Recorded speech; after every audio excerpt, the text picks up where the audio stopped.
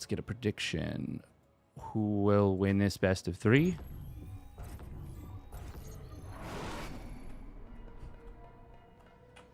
ZVP, Bly, or Shameless?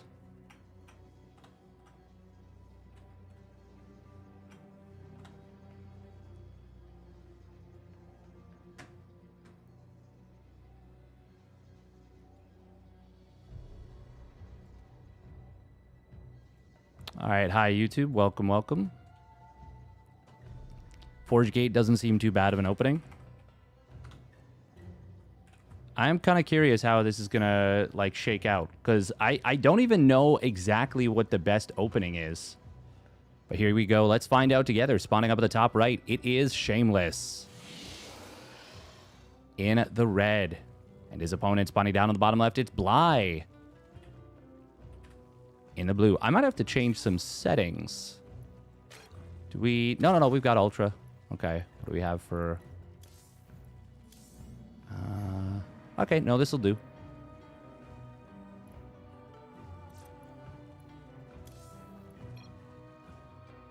We are doing left-handed observing. Oh, gotta turn that off. That's for damn sure. Enable mouse scroll. Yeah, that would be the death of me.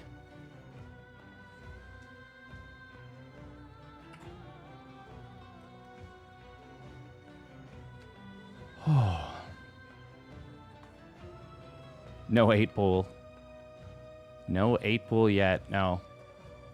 I think it is a good point to remember that adepts do make early pools like a lot weaker.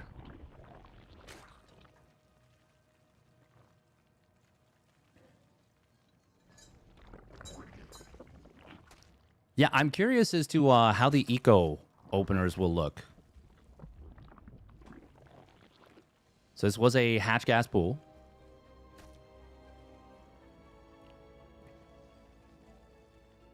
I'm a little bit of a nerd when it comes to the way that the openers kind of shape up, the way that they work. I think we're going to see a lot of supply blocks like this.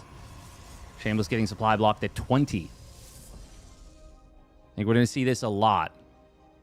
Like, I expect that if this ends up going through, this change, we're going to see a lot of very big shakeups.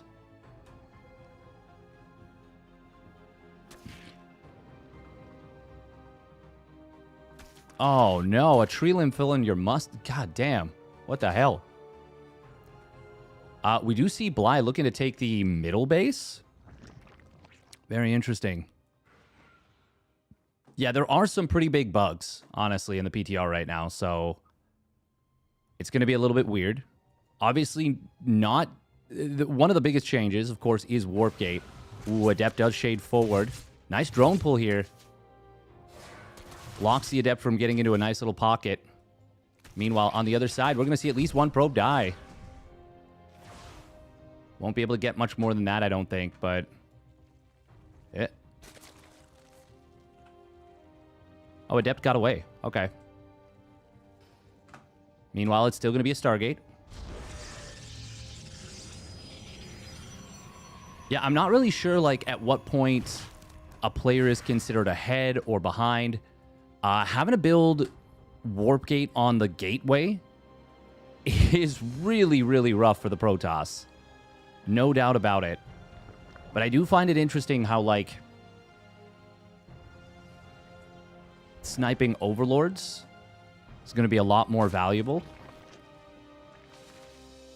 Honestly, I wonder what would happen if instead of the changes that we've seen so far to the worker changes, they instead, like, slowed down mining. Like, just across the board. Like, it just became weaker. I actually think you just continue forward with these Adepts, yeah. Bly's kind of left himself open a little bit. Oracle should be able to defend this.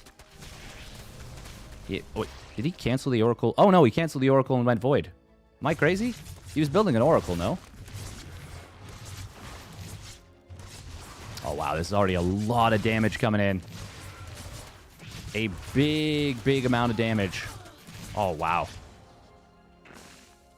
That was like 5 drones there. Really nice start for Shameless.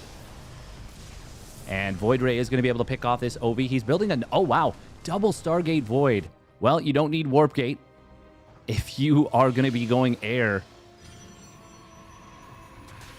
If you went after the Nexus, this might have been a better choice.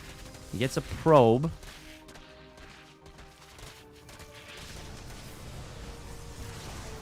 Even with just one Void, this is surely enough to defend. Oh, Adept wiggling and jiggling its way around. Manages to keep the Lings occupied for a long time. He starts up +1 air. Yeah, he is going for it with the Voids.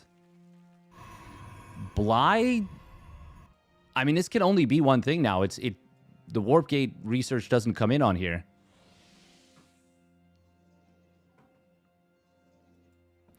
I've seen unplayable used to describe Protoss in the new patch quite a lot. So it's an interesting way to approach the struggle of Protoss. Going for the air units here. Bly is already kind of set up to punish this a little bit with the way his base layout is. Like, his creep is already at the halfway point now. The music is kind of sick, by the way. Fleet Beacon coming through. Shameless not able to afford the second Void Ray just yet. He gets a third Stargate instead. Wow, okay. Hydralisk then is in construction. There's not enough Queens here. Uh-oh. Does he have the +1 air yet? Not yet. It's very close, though. Queens, of course, can deal with Voids quite well. But they do have to always be in a fight that they can win. And if they don't, if they're not, it is a bad time all around. Forge coming through. It is going to be carriers behind this. Prismatic alignment wants to kill this spawning pool. Hello, Bly? Bly? Okay, we're just... Oh, wow, okay. Bly's kind of getting run around here a little bit.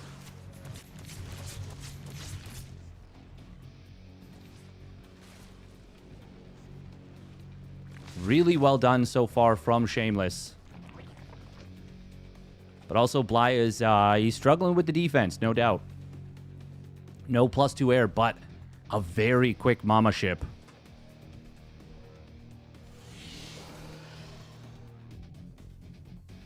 Why can't we see the timer? It doesn't matter. It's going to pop out in a moment.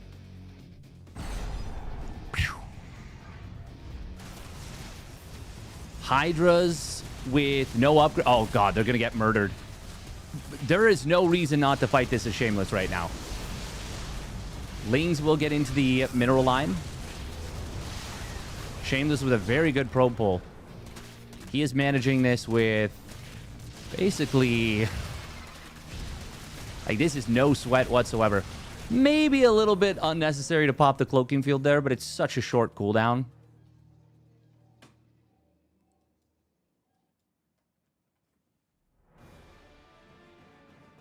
Bly is going to need Microbial Shroud.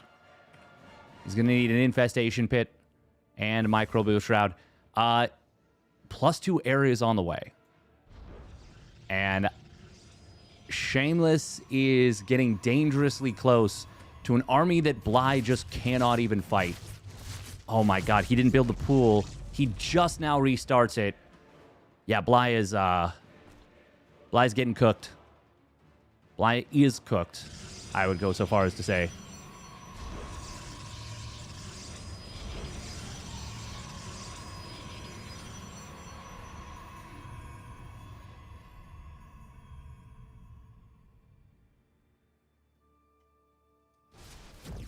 Oh, we don't need to be moving out with Void Rays on their own.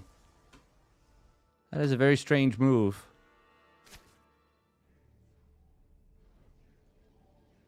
Does he have Flux Veins? Oh, hold that thought. This is not a fight for Bly right now. He is going to get absolutely smashed. He does kill every Void Ray. That actually went way better for Bly than it had any business going. Hydras get absolutely destroyed by carriers. And when it's +2 versus 0-0,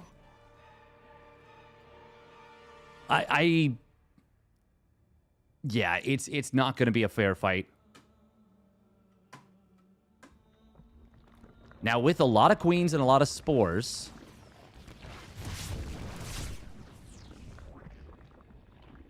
it's still not going to be a fair fight, actually.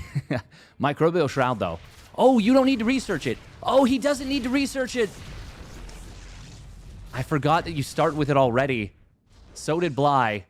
Here is one of the bugs rearing its ugly head. You can still research Microbial Shroud, even though you don't need it. Well, that's an oopsie. That is an oopsie. Losing all the Void Rays is not ideal for Shameless, obviously.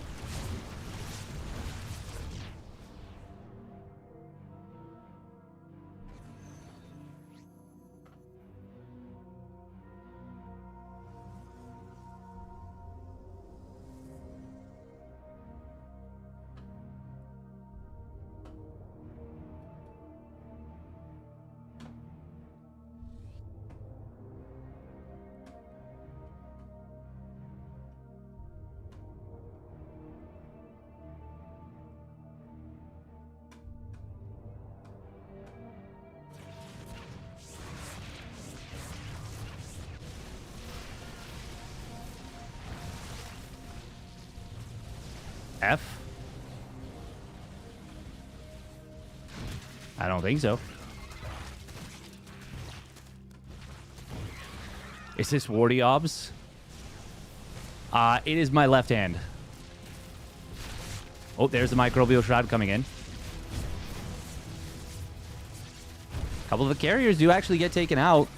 But now their interceptors are all out, and this is going to be a slaughter from here on out. Once again, that went a lot better for Bly than I expected it to. But still terrible. Whole fight was missed.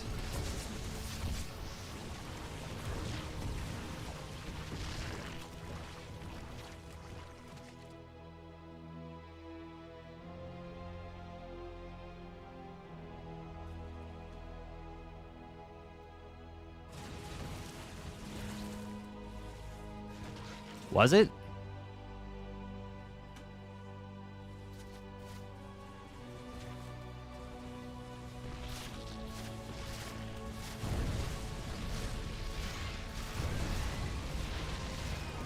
Well, we can go back and look at it, but...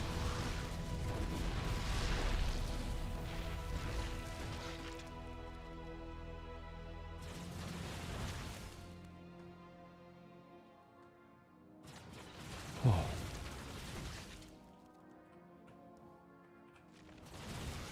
81 Hydras have died. Oh my god. It is 1-1 Hydras now, but still. I mean... To be honest, these fights only go one way ever if there's no Microbial Shroud. Microbial Shroud is actually the answer to this.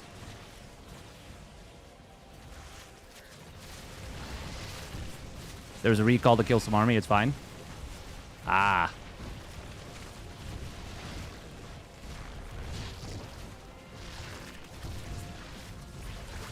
This is red right hand.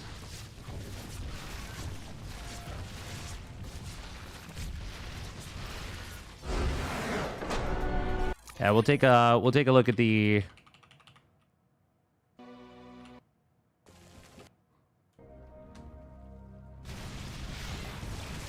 Was it this?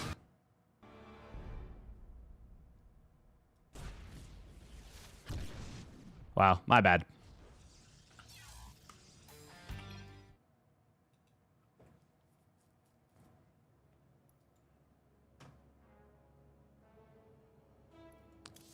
I will do my best to do better.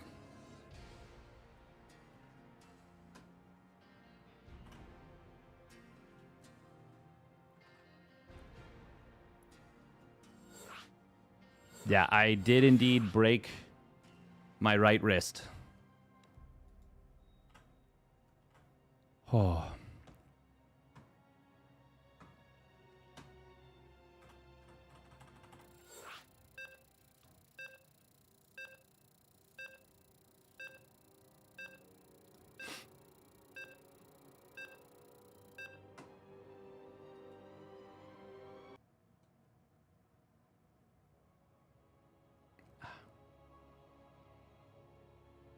With the red right hand. Right hand is plus elbow is the bad one. Left one was injured as well. Actually, yes. Yeah. Left was also not... It is not in an ideal state. All right, here we go. Spawning up at the top left, it's Bly. In the red. And his opponent, Shameless. In the blue. Yeah, it's a little bit unfortunate that he made the Microbial Shroud when he just didn't need it. Bly going for the 11 Overlord. Not... Oh, late on the drone.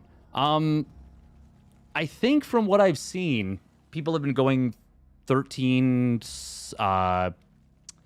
Extractor Trick. Oh. Yeah. Microbial Shroud is same cost as 1-1 for the Hydras, I think. It's 150, 150, so no. But they did reduce the cost of Zerg Carapace. It's still 200, 200, though, for like 100 minerals, 100 gas for Missile, 100 minerals, 100 gas for Carapace, I believe.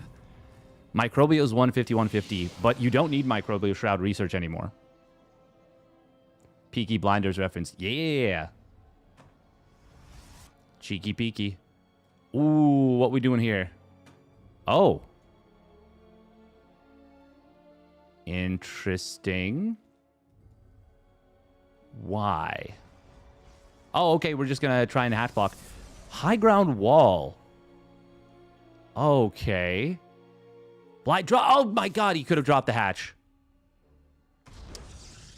Bly. Bly, Bly, Bly. Old man Bly. What we doing? What are we doing? What are we doing? Now he's relegated to stealing a gas. He thought this might have been like a cannon rush or something, I guess. This is like the very, very rare situation where, yeah, he kind of... This was actually better for Shameless that he went high ground gate. It could have been proxy gates. He should have scouted.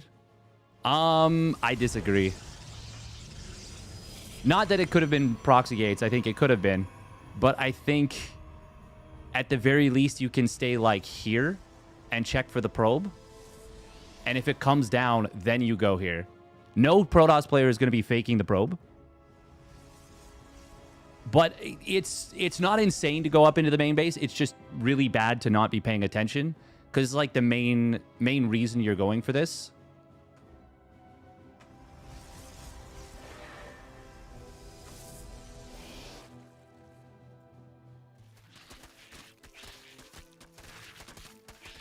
Stargate behind this from Shameless. It is double chrono.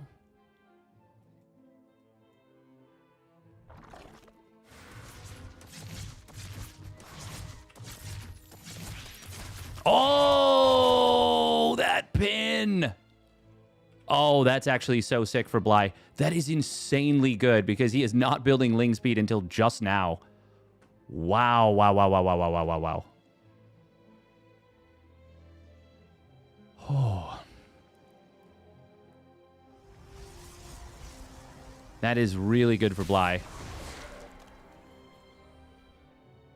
Oh, we're splitting the Adept up. I think I would have actually maybe liked them to chase the same... well, he'll win the fight here anyways. It's actually quite nice for Shameless. Yeah, he's going to get the chase down.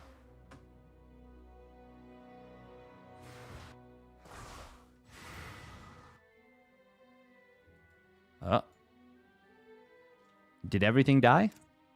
All but this one. It is going to be Void Ray once again. Third base coming in from Shameless. Oh. Oh, gateway. Okay. Now, he's got money for additional Stargate if he wants it. It is going to be gateway. This is not a wall. This is not a wall, and that is not okay. We need to fix this. There's a gap here. No, no, no. Oh, yes, there is. Yes, there is. Yeah, that's...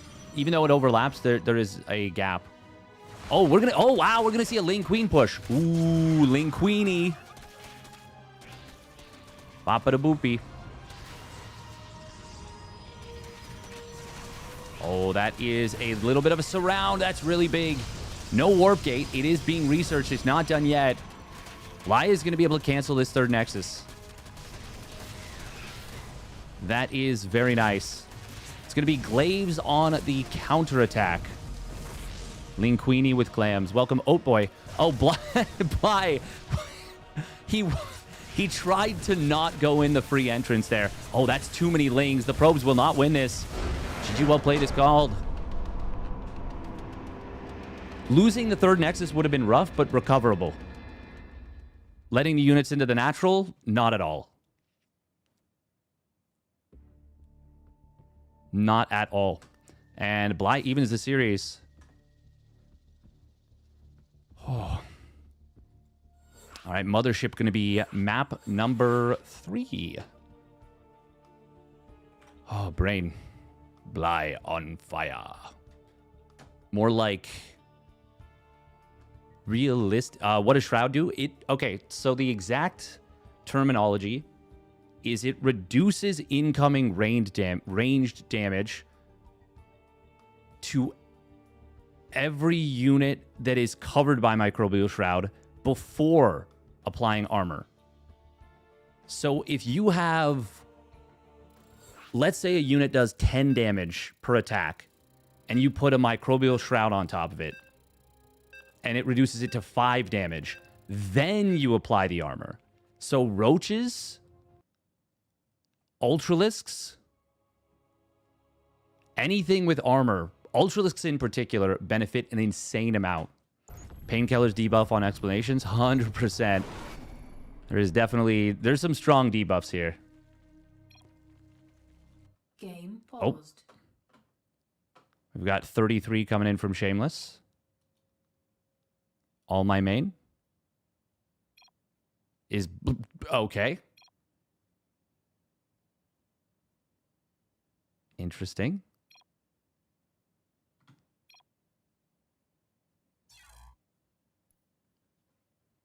Brain fog is no fun. I have it 24/7. Ah, that's rough. Sorry to hear that. Oh. I thought he was asking Bly if it's okay. I also thought that. I was like, why is he asking Bly if it's okay if his main is black? That's not really up to Bly. That's up to you, my guy. If it's not okay, then it's not okay.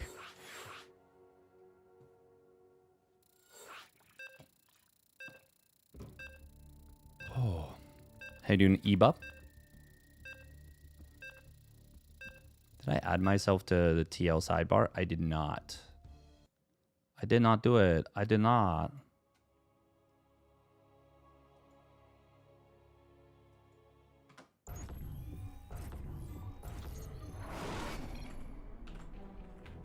Again. So Shameless has something janky with his...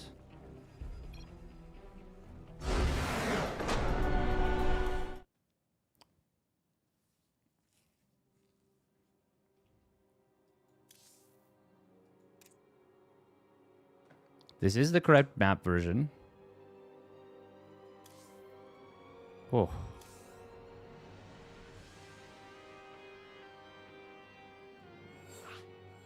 Yeah, in my head, I'm like...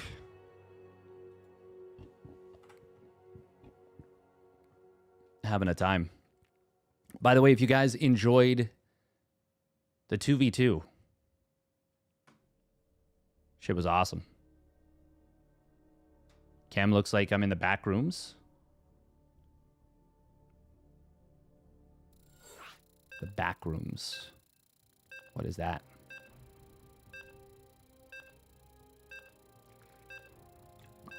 Did I vote for the winning map? I believe I voted for the winning map, yes. I believe my number 1 was the winning map. Because I'm pretty sure BlackRock won.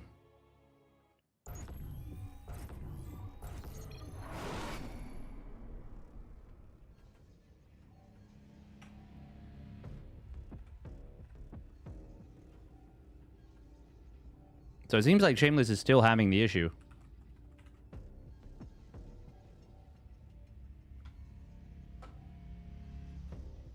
Are we just gonna play it?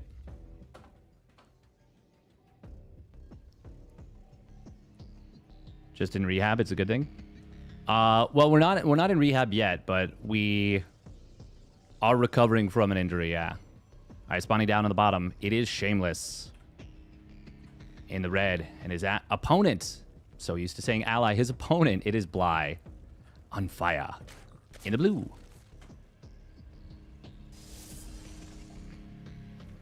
Yeah, we're definitely a little cloudy. Hope there's a show match between the top 4, Clem, Cyril, Hurine, Max Packs. That would be pretty sick. Shameless playing from Fog of War. Ooh, early pool. It's a 14 pool. Okay. Oh, we're seeing Nexus first. Oh, wow. Okay. Can you open Forge safely with this? I actually think so. If it's an 8 pool, he's dead. You know, like, this is just... Surely. I don't know that for sure, but I feel like you have to be. Cristiano forfeited to Young Yakov. Yeah, I saw. Or he just no-showed. Which is probably what it was. Okay, it is a gateway. Fortunately for Shameless, he is scouting the right direction. Bly, ooh, he's going to see a Nexus. He's going to see a very late gate. This should spark an immense amount of joy. Gas steal. That doesn't move the needle, does it? That doesn't help you at all, does it? I mean, I guess it's going to delay a Stargate, which will make counterattacking a lot more difficult. How many Lings does Bly commit to is the big question. I feel like you need to commit to a lot to actually do something here. If it were a proxy hatch, this would have been a lot stronger, I feel. Zealot is going to be produced, of course. Oh, he just... Okay. Well, that's unfortunate. He actually...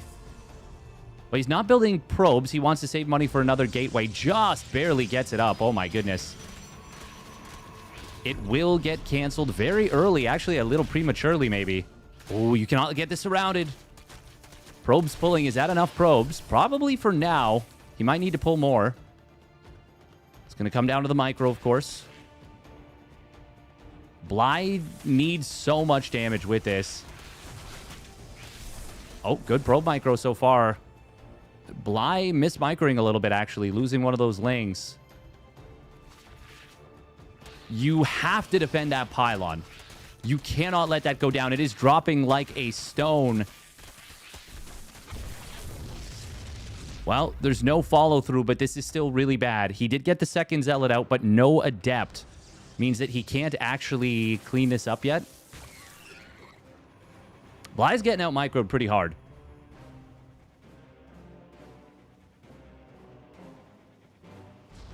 This should not be as good for Shameless as it's been. It has been extremely good for Shameless.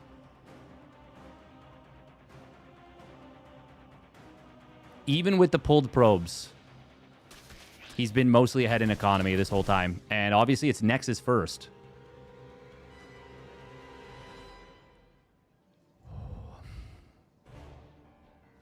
Shameless, because he spent so little gas, even though he's been on just one gas, he's still able to afford the Stargate and has enough money for an Oracle. Zealot should just be put on top of this, I think, and then the Adepts just chase this down. Shameless, his supply blocked so bad trying to build this Oracle. Oh, Bly finally getting just the second worker kill. That's nice. It's better than nothing, but Honestly, the supply block is the biggest damage of this by far. Like, there was a lot of lost mining time. It's not the biggest damage, but it's pretty close. Bly does end up ahead pretty significantly. I suppose it's hard to say. I don't know how committed the 14 pool is, but it was only 8 lings. It was a large amount of lost mining time.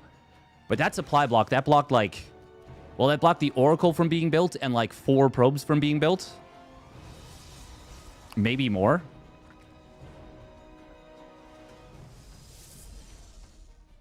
Bly, he is... Yeah, he's overbuilding Overlords, but he's not going to be supply blocked.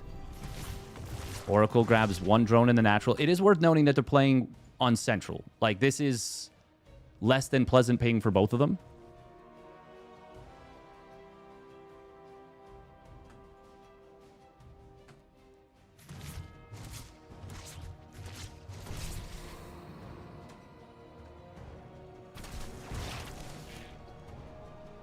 Oh, nice surround.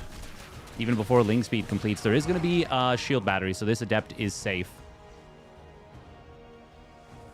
Another Stargate coming in.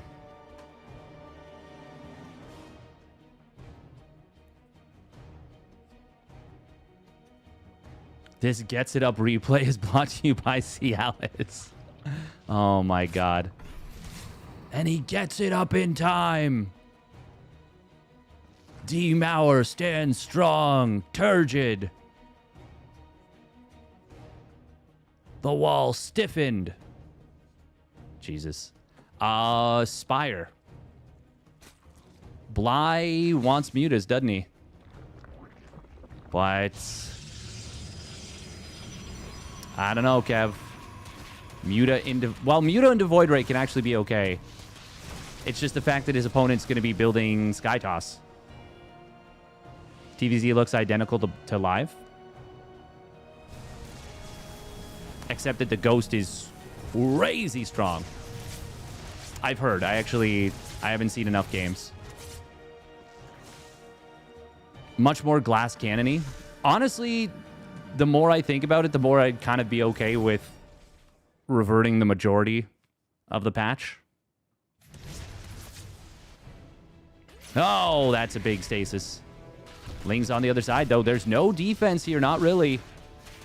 Shameless might just lose the 3rd Nexus, but can he kill so much on the other side of the map? The answer is yes. That Queen just shy of having Transfuse. Spore Crawler actually going to help a lot here with the reposition. Nexus will get saved as the Oracle comes back home. 20 probes, though. So he had to use the probes to fight. Ay. Bly is really far ahead in eco now, but significantly behind in army supply. Void Rays, do they have their Flux Veins? No, they don't. Didn't think so, but they feel like they're moving a little bit faster. Am I crazy? They look a little fast.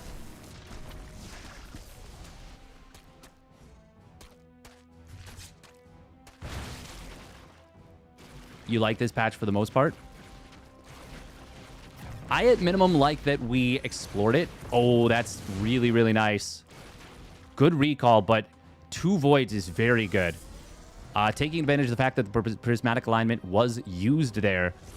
Bly powering out Corruptors. He might have hit the critical mass, actually.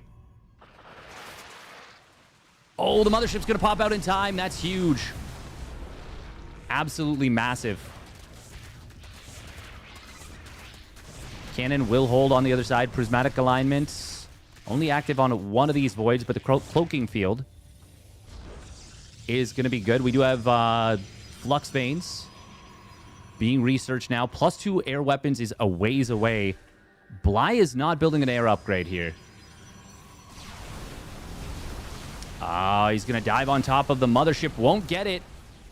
And it's going to cost him a fair bit of HP. I don't think Carriers is the answer yet. I don't think we can bridge that gap. 5 Corruptors have died. I want to say 2 or 3 of them died just there. Bly finally getting an attack upgrade. I much prefer the armor in this scenario. Void Rays with their tick damage attack so fast. Thing is, they're doing so much damage anyways. But I don't know. I think you need it. Honestly, with how this game is going, you might even want Double Spire. Bly going to go straight into Hive. He wants the Vipers. That is also a decent call. Oh, yeah, we are definitely foggy as hell right now in the brain. Foggy in the brain.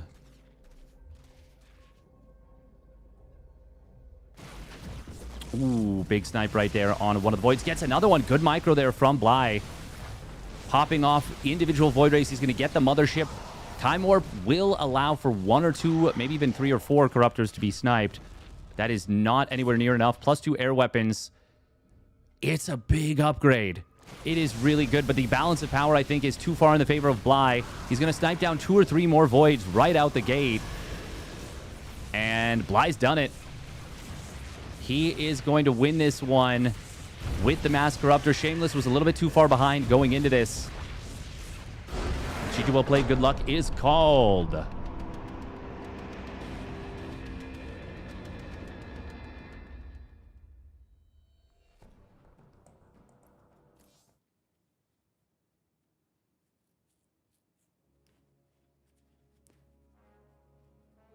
Well, more Thunder. We didn't really see a real game there, did we?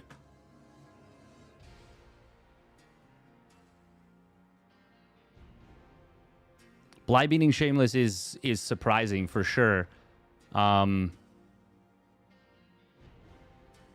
I think it's not really fair to say that this is the definition of imbalance when you actually look at the games.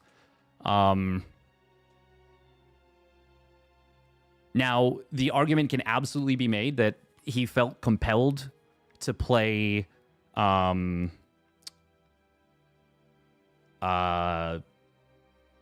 Toss. Like, he doesn't think Ground Toss is viable. And that's a valid argument. But, like, the supply block at 40, for example, like, that's, like, a pretty huge mistake.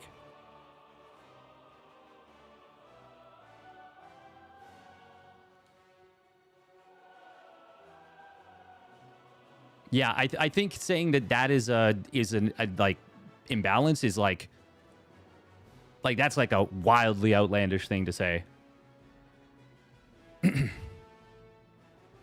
Isn't the PTR bugged anyway, so none of it will tell us anything about balance? There are parts of it that are definitely bugged for sure.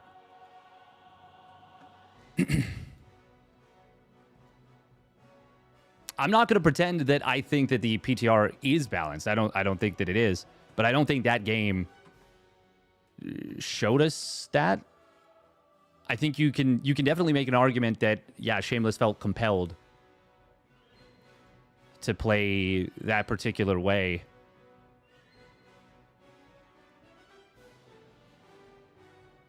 There's still a lot to learn as well. Yeah, exactly.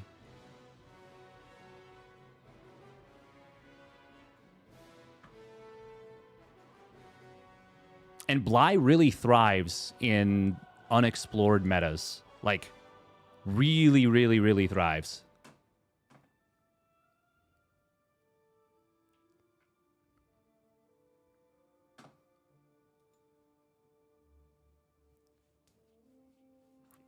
$50-50 Brigade is like making Queens cost $225 or $275 actually. It's not really. But I do think that it's kind of crazy.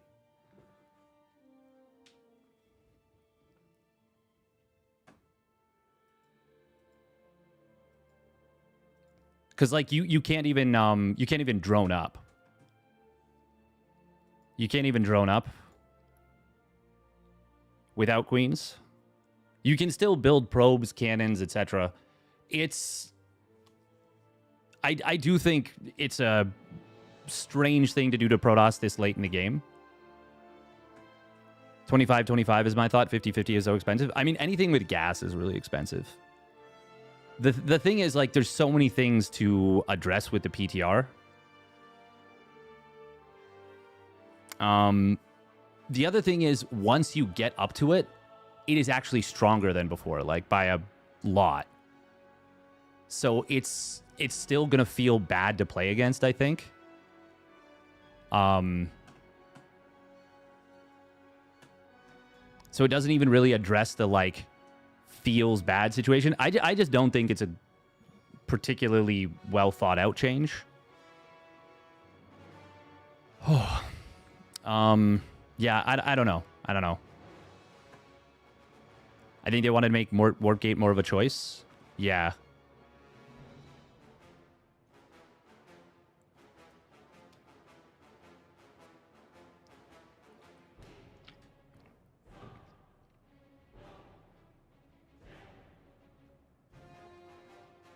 More Thunder, you're making the cardinal mistake that I myself make constantly when I'm playing. And that is saying that because X player is who they are, they should just inherently win, as opposed to, like, looking at the games themselves. And I will also say that there's an effect that happens when someone has to deal with perceived imbalance where you can play worse as a result. And it sucks, you know? Like, it sucks to be, like, in your own head because of balance. And I know that because I do that myself. Like, I'm like, this feels unfair, so I play worse. The issue is Toss relies way too much on Warpgate.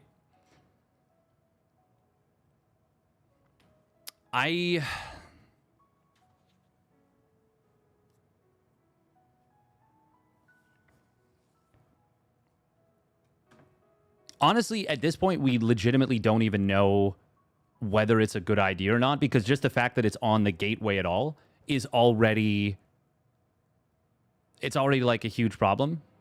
And it already presents or prevents any real data from being useful.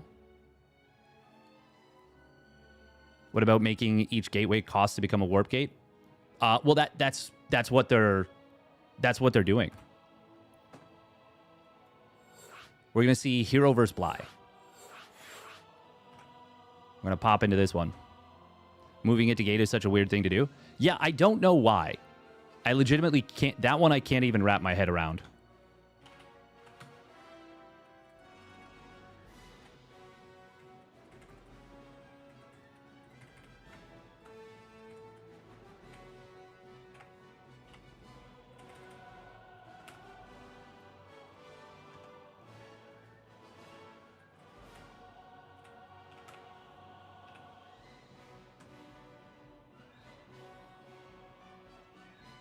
Warp gate on an assimilator. Nice.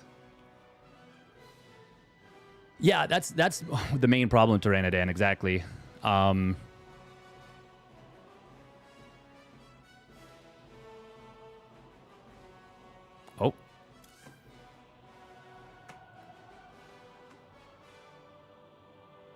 They're going to remake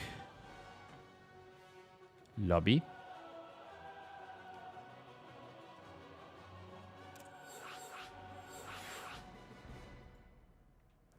Yeah, I'm still not sure, like...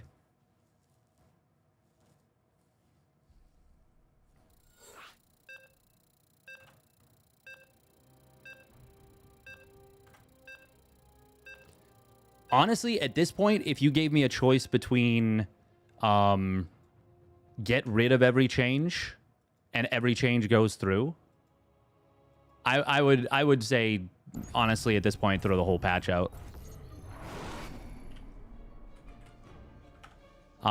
If it was a binary thing,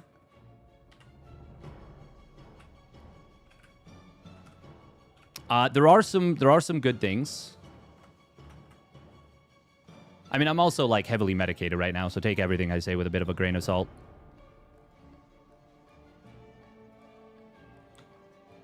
I do still think something needs to be done about Protoss, but...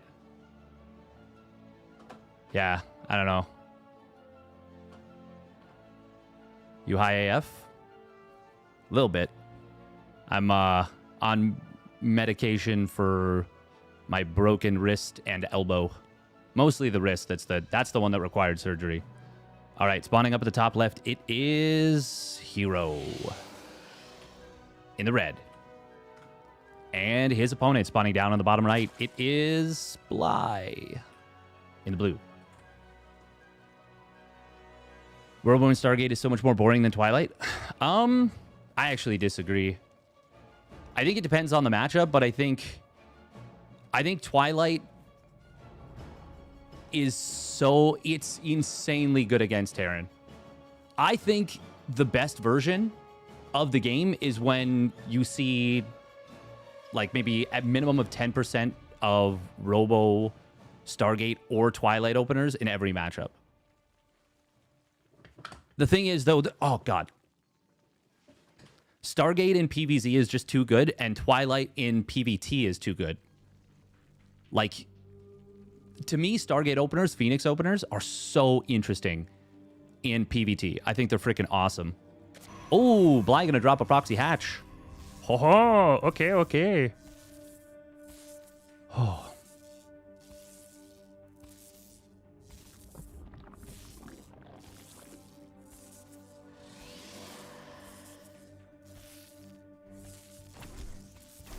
Now we're going to see how Hero responds to this. Obviously, I think one of the most important things is to continue building probes. This was a 3-hatch before pull with the 3rd hatch on the other side, which is very uncomfortable to deal with. 2 Zealots, no probe pull. I think this is enough to make sure the hatch doesn't get up. Problem is, yeah, it's going to come down to the counterattack. Bly doesn't even have his pool done yet. Oh, Hero with some nice little probe harass. He's forced to triple stack. Bly does save the drone. Getting the cash back, of course, is nice so that you can start up your double queen.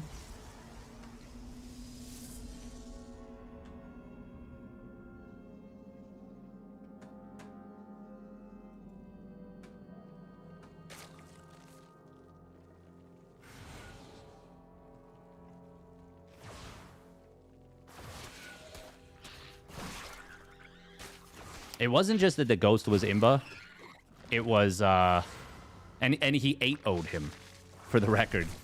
Oh, these Zealots going to get a lot of damage on the queen. Where's the second queen? It is late to the party, it feels. It's a little bit late to get pulled down. Zealots, or Zerglings, are abandoning the queen. That was a questionable choice, I think. You do not want to lose this, but he is almost certainly going to. Hard to micro this situation, but now Hero gets to shade forward into the main and is going to find huge damage on the counterattack. Oh, that's a big surround. Massive surround on that one Adept. Still, this is extremely good for Hero. This is the counter damage he was looking for. Oh, okay, miss rally on a probe. Somehow 2 probes joined the attack. But I don't think it really matters. This is a really, really significant amount of damage. Bly needs to... Does he need to win the game with this? Pretty close. Wow, 3 probes. I don't think he can, though. No, he definitely can't. No chance. There's Oracle already out. Void Ray is going to pop soon. Yeah, Hero's already up way, way too much in terms of workers. And Bly is not even going to be on a natural yet. Oh, wow. Hero got in and killed another queen? What the fuck? I didn't even realize one of the queens was low. Static defense matters again?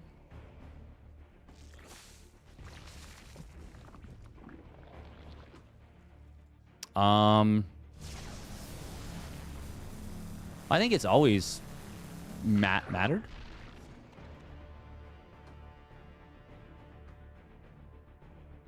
Clem is just a counter to Cyril. That's what it is. I think that's a little bit of an oversimplification, but It does feel like Serral needs to employ a little bit of trickery. Hero is going to be going Sky Toss. So it seems like maybe the Protoss players are in agreement that ground toss is not the way. Needs to start.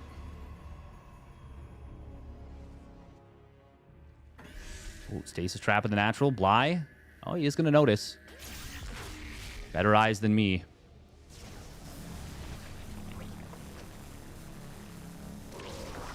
Void Ray going to be able to kill potentially 2 Overlords. Oh, there's the Transfuse. Nice job. He just got the... No. He had plenty of energy, actually. So it was a little bit of a bait. Cute. Tectonic Destabilizers coming through. This is a lot of Adepts. And Bly's Lings are wildly out of position. He did not see this coming. Uh-oh.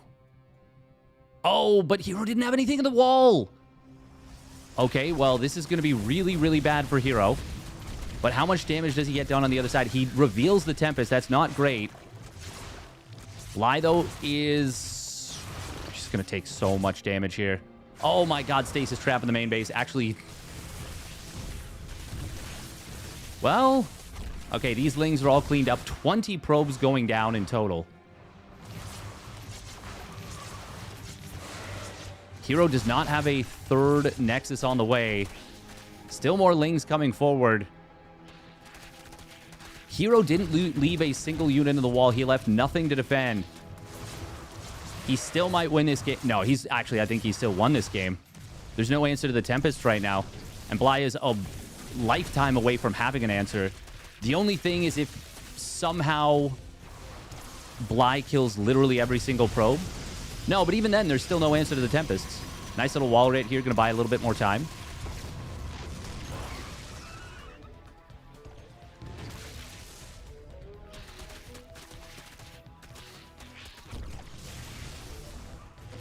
Very messy game.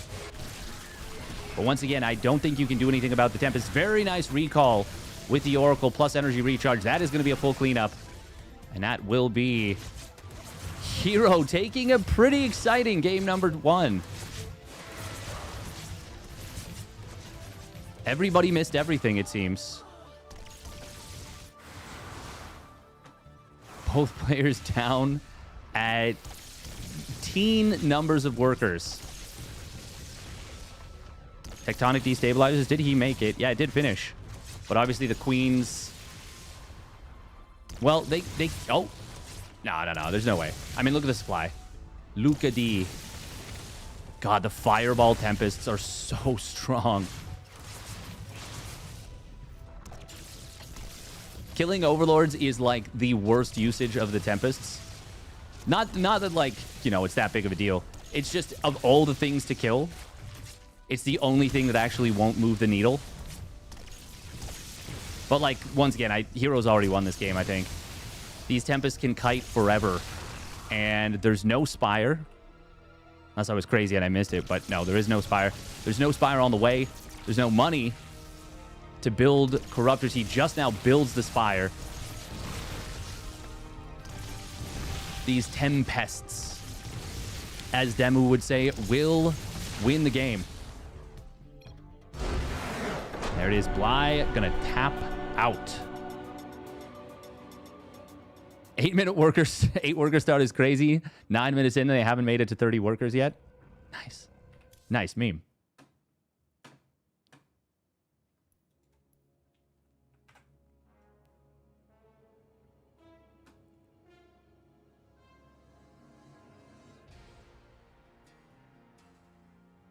Bly improved his GG timing. I mean, to be fair, he was dead for like 2 or 3 minutes there.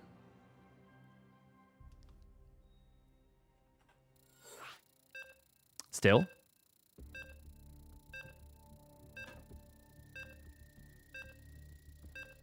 That's still faster.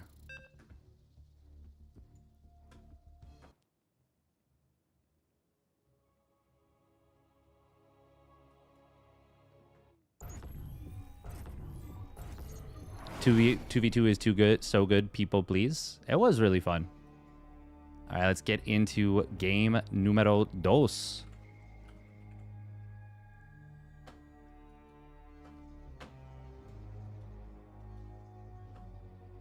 Spawning down in the bottom left, it is Hero.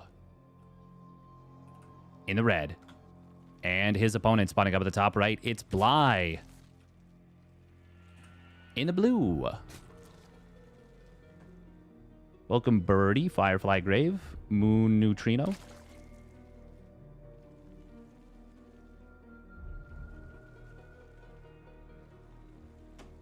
Oh. Okay, there we go. This is what I thought we were going to see more of. Is extractor tricking. Although this was... God, I'm like so delirious right now.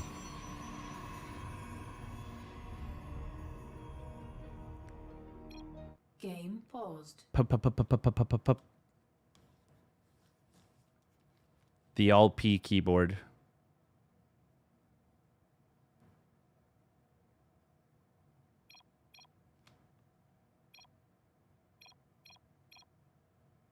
Game resumed.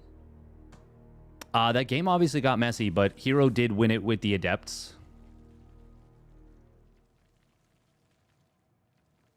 If he had lost the Oracle and it didn't get recalled, that could have gotten very messy for him. Bly is going to go for the triple hatch again. The proxy hatch at the natural. I heard pros have a single triple P key. Nice. Personally, I prefer an Alt-P keyboard. Takes the stress away of having to write emails. So many choices to make, you know? Ugh. Bly gonna try and get in here. Ooh, Hero is not gonna prevent it. That's quite nice for Bly. Now, we did see in the previous game that Hero was like, okay, well, I'm just gonna get a crazy amount of damage done. Oh, pulling probes. I actually don't think this is the best move against this. I think this is where... Oh. Okay. I was like, did Hero kill a probe? No. Or a drone? I think this is where this actually becomes the best version of this build. How am I feeling today? I'm just a little delirious. Only a little. Chrono on the Zealot. He wants the Adept second. Oh, okay, that's why he pulled the probes. He wanted to be able to get across the map quicker with the counterattack. He did build a much faster Cyber Core this game. And because of this, he's going to be able to send this across the map right away. Oh my god, do not let... No!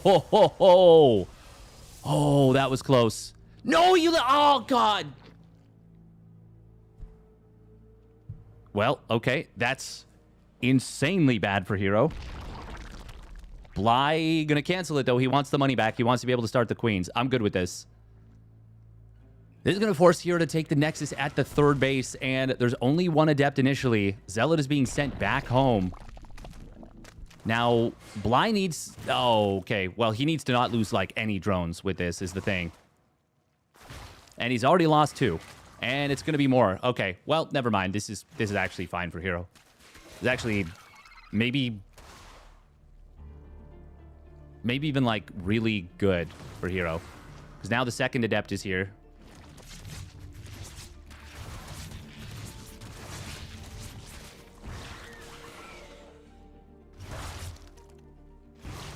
He does kill that first one.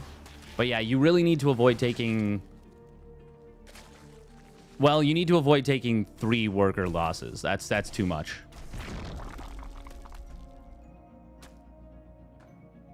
It's tough. Heroes Adepts are really freaking good. Like, really, really, really freaking good. But you know that? Yeah, I don't know.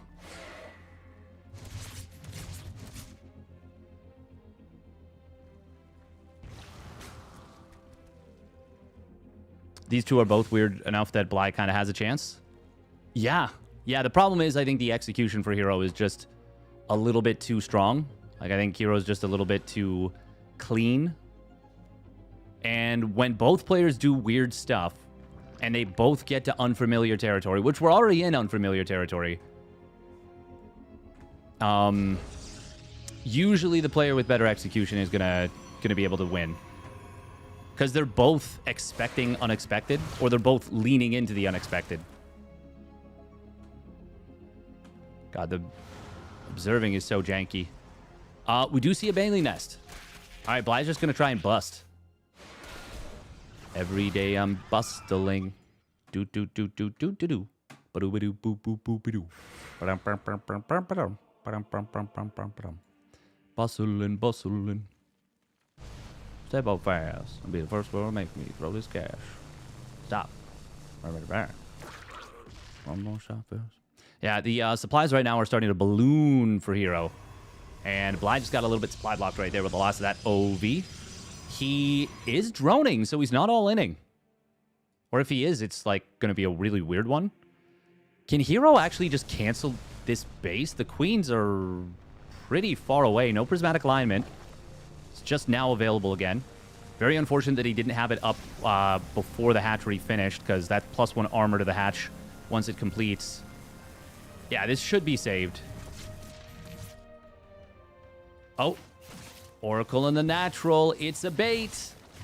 And it is a great bait at that, mate. 7 more drones. And this game has officially been put out of reach for Bly. Hero is making Warp Gate. God, it's so weird to see it on a gateway. This feels fundamentally wrong. This feels wrong in a way that I cannot overstate. Banelings are going to be getting aggressive, but opponent going Resonating Glaives against an aggressive Ling Bane, I guess it's not even an all-in. Bly, if he comes from 2 sides... Okay, never mind. The Adepts are back in town. This is fine. He is going to come from 2 sides, but it's not going to matter. Is it? Well, Hero doesn't pull the probes. Not initially, at least. Okay. Well, that was a flubbed defense from Hero, for sure. He definitely... That was not good. But doesn't matter. Bly needs to defend on the other side of the map.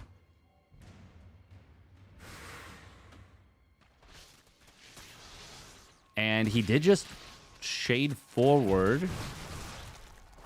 Okay, well, where is the defense here? As long as he doesn't shade forward into the Banes, which he does exactly that. Okay. Hero, maybe we shouldn't have did that. Queen, transfuse, transfuse, transfuse, transfuse, transfuse, transfuse. We have so much time. Please transfuse. Nope, we're not transfusing. It's still not going to matter. Hero's still going to win this game. But some less than ideal choices, to say the least. That's a really good shade, though. Oh, that's the juiciest shade of all time. Got into the nasty, nasty pocket.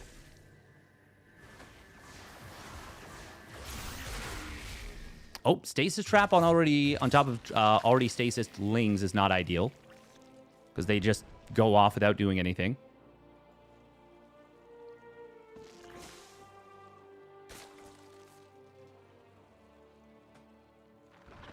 These Terran viewers from Europe are upsetting the balance of ZVP. Heh. Hero doesn't have any warp gates, I don't believe. Oh, he's got 1. That's kind of funny. Even with Banes here. Yeah, no chance. Hero's just going to blast through him with the Glavity Adepts.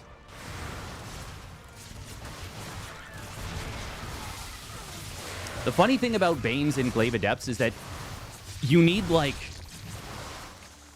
a genuinely staggering amount of Banelings if they have, unless they literally shade in the middle of your Banes, which you have to reveal them to the shades.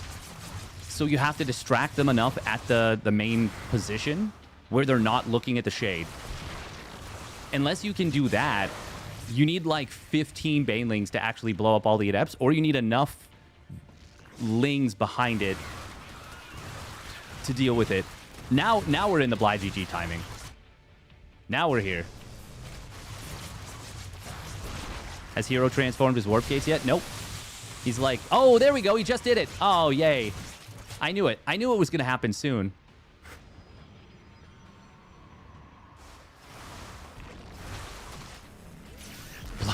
Bly is really sticking around in this game. There it is. The single G. Why does the production indicator on the Adepts flicker? It's because it's like... So what is happening? Okay, let me explain. what is happening is that as an adept finishes, it jumps to the next closest thing on the production tab for like the progress bar. So since it was like they were all queued up and one finishes, let's say one is at 19 of 20, the next one is at 17 of 20, the other one gets to 20 of 20 and then completes, the other one is at 18 of 20, so it just pops back and it keeps popping back to the next closest to finish.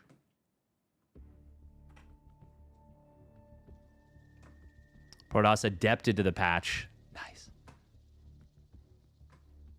Why didn't he just play better? He'd win for sure. Exactly. Why is he making mistakes? When is the next Maestro match? I believe it is going to be a while from... When is that? 2 weeks?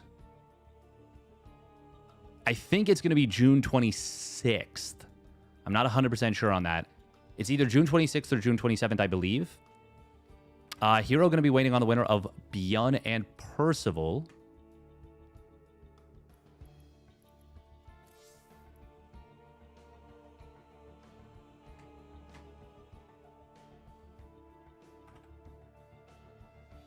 Clem and Young Yakov are going at it. Cure and Hero Marine also battling it out. We've got 5 Terrans in the top 8. Not a lot of Protons showing up. We did it. We finally chased the Protosses out of the Weeklies. Yay. That's not how I feel.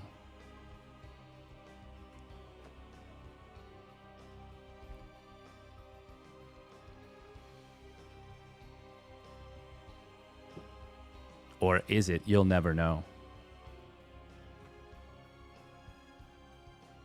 Honestly, I just want all the races to feel good to play. I just want them all to feel good to play. We got to run 3 minutes of ads. And so we're going to do that. But yes, I am going to be covering Group D and Playoffs Day 1 because I haven't covered those yet. From the replays. The replays.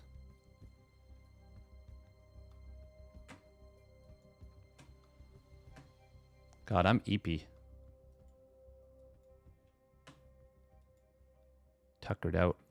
You're officially a certified creator. Oh, hell yeah. I'm certified. Featured clips. Oopsie poopsie. Oh my god. So apparently now when people when like brands will look at my channel to be like, hey, should we use this guy? The clip that will come up is oopsie poopsie. And it's me dying in a cave in World of Warcraft hardcore. And you know what? I think that's exactly what they should see. I think there's no other reason.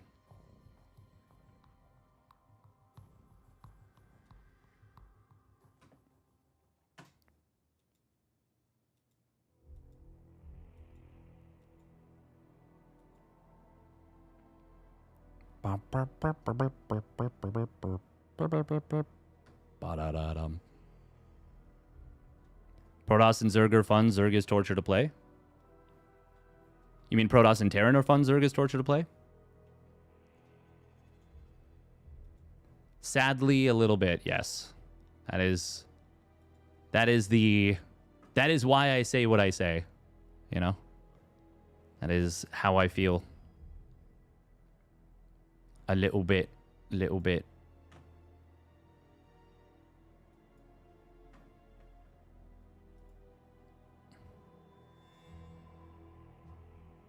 Honestly, I think part of the function of that is that it is just really, really tough. To balance Zerg, genuinely.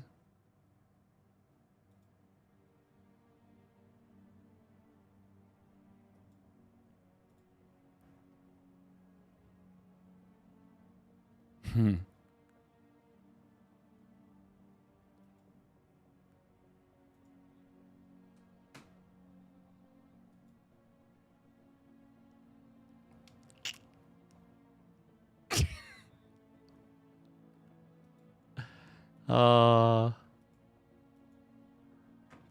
I love it. You guys heard that, right?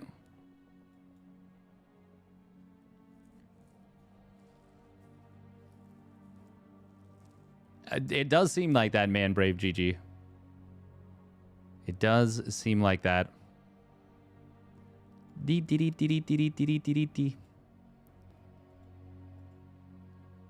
Oh, okay. Let's look for Beyond versus, or winner of Beyond Percival versus Hero. Did anyone get into that? Is there any? Oh, Mia. Mia's having a bit of a time, it seems like.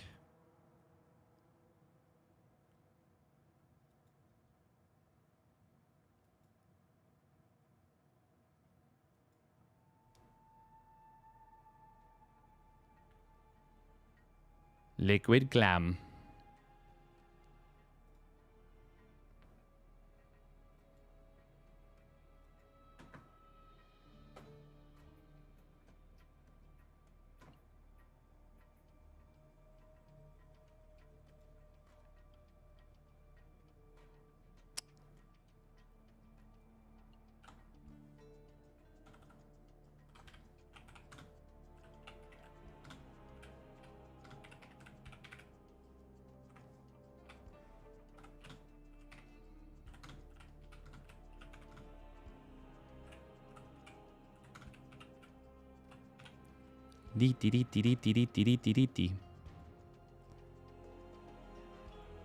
Oh. We're just gonna poke in on Roddy's stream, see what's happening there.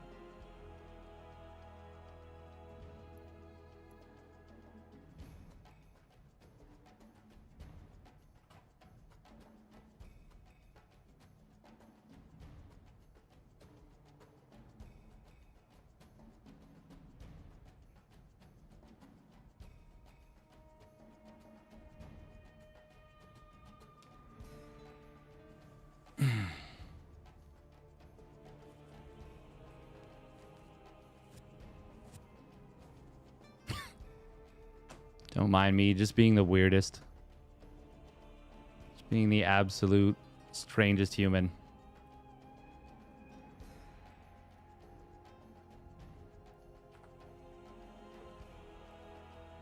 Yeah, I feel like Bly sometimes puts creates situations where he puts the onus on his opponent. Lower bracket for a $400 tournament is kind of silly. Well, that's interesting that you say that, because basically every player is like, this is awesome. This is great. Because now there's a point in playing if I'm not Clem, Hero, you know, like basically one of the players that's going to win the tournament, or one of the players that is going to get top 4, because there's still useful practice in the lower bracket. Oh, Mia's being so cozy. Hi, Mia. Did you eat too fast? Movement is good if it doesn't hurt your arm. It's true. It's true, it's true.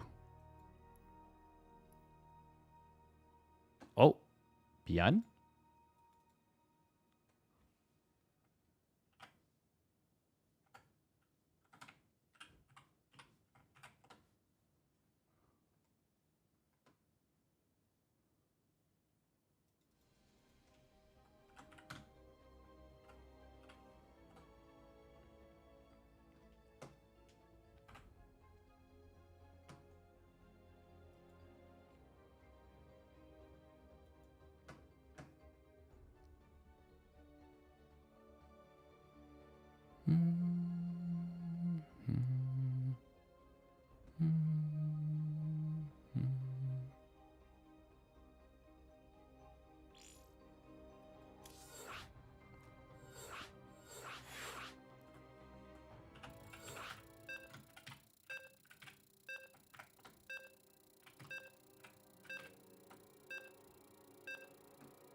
Oh, nice. Okay, it is 1-1.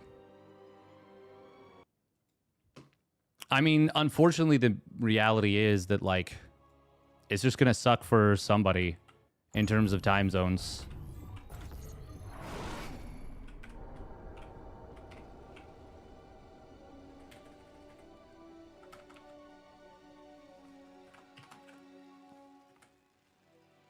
Like, that's just how it'd be, you know?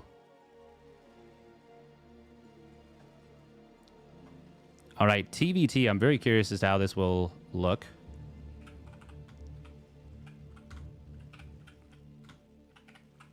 We're just going to do a 2-minute prediction on this one because it could be a big advantage very quickly. And typing takes a long time. So by the time I'm done typing, it's like, yeah, 45 seconds into the game anyways.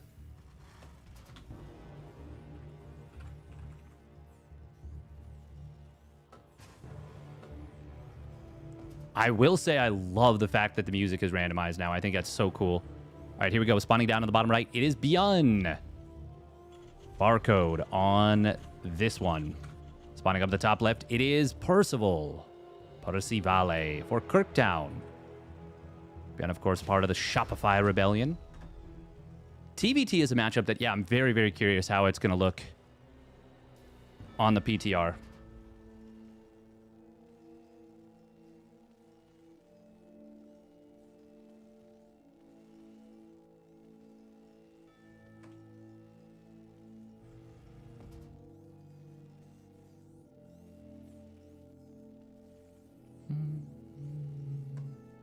"4 a.m. most normal SC player bedtime." True.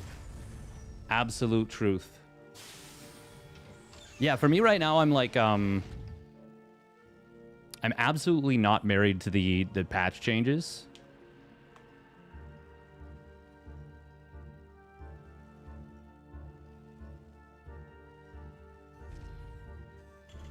Command center on the high ground. So it is going to be a 1-Rax expand for, it looks like, both players, but we will have Percival going gas first. So he wants this quick factory. Interesting. Oh. Big neck crack there. Oh, wow. Oh, wow, wow, wow, wow, wow, wow, wow. TVT, they just exchanged jokes about how easy TVZ is. Don't know how I feel about these changes either.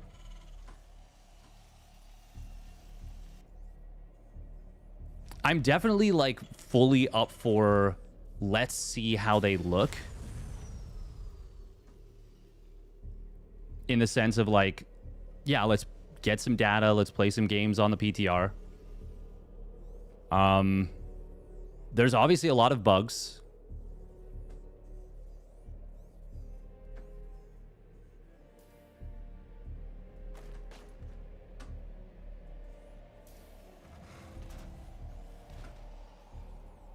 I know that there's a lot of suspicion in the community, too, about the nature of the changes. It is Reaper, Marine into Reactors, so playing relatively safe is Beyond. Percival, of course, checking the natural expansion. Hellion will be out in a moment. Oh, nice little grenade. The low ground Hellion makes it tricky. Good snipe right there from Beyond. And just to kill that one Reaper. And this is absolutely advantage to Beyond to start off. Now, Percival took the low ground CC. Oh, good grenades right there. Very good grenades. And he snipes his opponent's Reaper, now killing the Hellion. Now it's just Marines. Hold on. This is really, really bad for Beyond. Oh, but he kills that Reaper. That's big. Still. This is uncomfortable for Beyond. He's got to spread these Marines out. No, no, no, no. You do not want to go low ground. I think that's kind of crazy. Somehow the Hellion not getting the lineup shots. Can he? Wow, okay. The Hellions were a little too fragile there. I thought the Marines might have actually gotten hit. I guess I'm used to the profile of a Zergling. I thought they were potentially going to splash each other. Nice job there by Beyond. He defends. I didn't think he was going to be able to secure the low ground that fast. But even with that, it is still advantage to Beyond. He got the faster orbital. Therefore, faster second mule. Percival did keep his opponent off the natural for a little while, so that's helps equalize a little bit, but as we can see, Beyond's up a couple of SCVs. It's kind of the ebb and flow of production, though. Did Beyond get supply blocked? He was actually up 2 SCVs. But now all of a sudden he is not.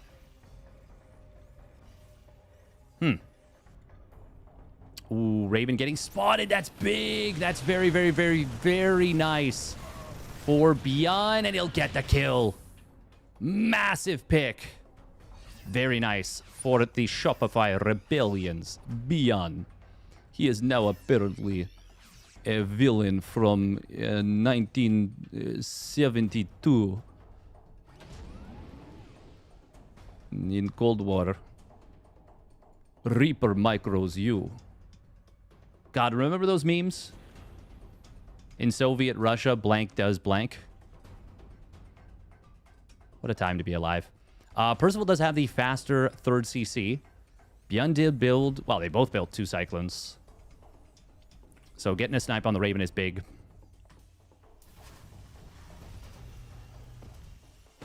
Percival seems to have a slightly more optimized build.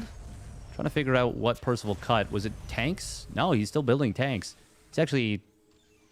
Okay, he's like not even half a tank behind, actually. Huh. Percival with just seemingly a slightly better build and slightly better execution, too. Because now he's ahead in workers. Man, Percival's been grinding his ass off, and it's really showing. Just the mechanics have gotten so good. Beyond was a little bit late to start his +1. Well, +1 attack specifically. Percival, he was short on cash a little bit. Beyond does have a decent armor timing upgrade advantage. Percival, did he just... Oh, he's already got his 2nd and 3rd barracks done.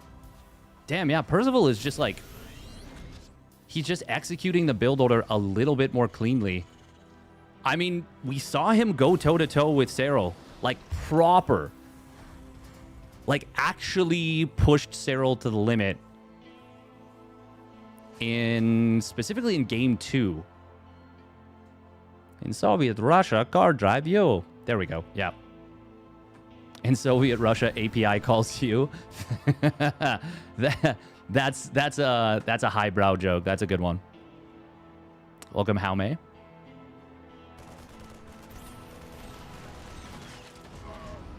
Beyond, of course, does have a lot of map control. Percival, having lost that Raven, that can't have felt good.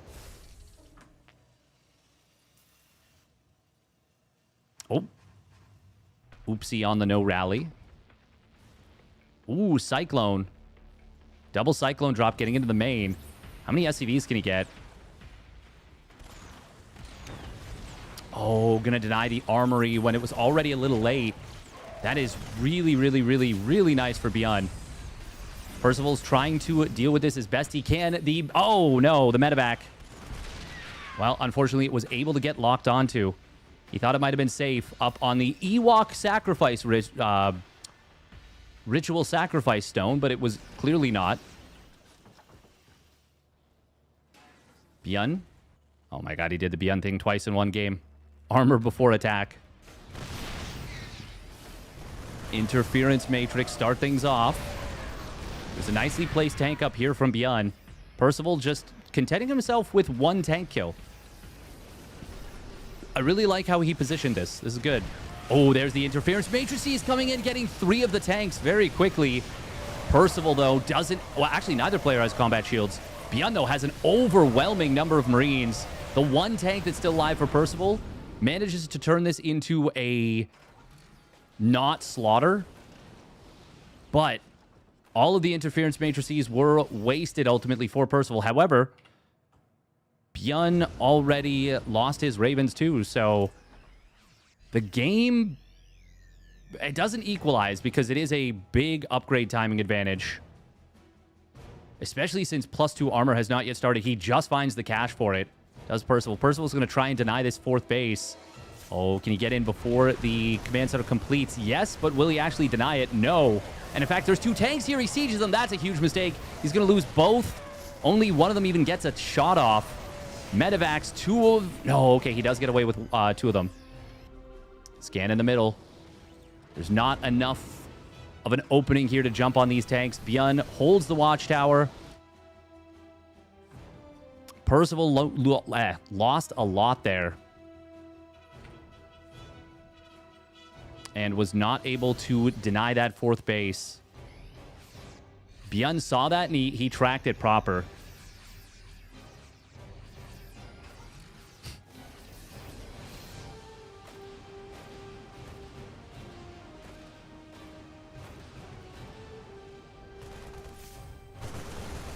Percival building 6 depots at once. Will get in with a nice counter drop on the other side of the map. And he just puts this on hold position, seemingly, while he wants to focus on the defense at home. Byun, though, already gaining position on this right side. Tanks trying to answer this, though, from Percival. Can he get on top of these tanks? Not in time to prevent the siege.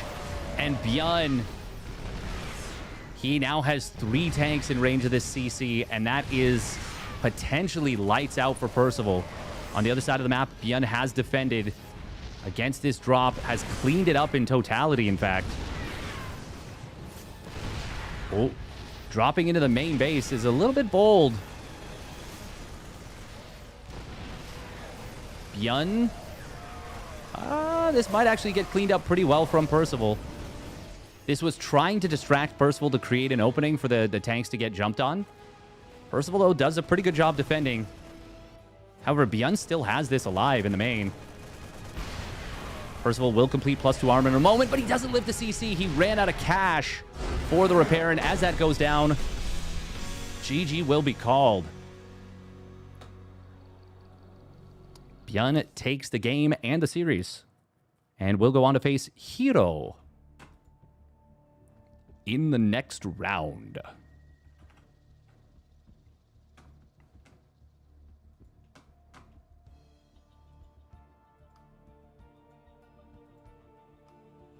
All right, now this is the matchup where I feel like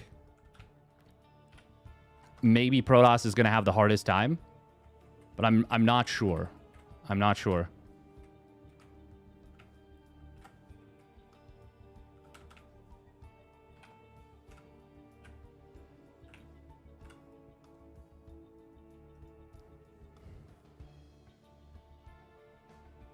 In Soviet Russia, you call scam center.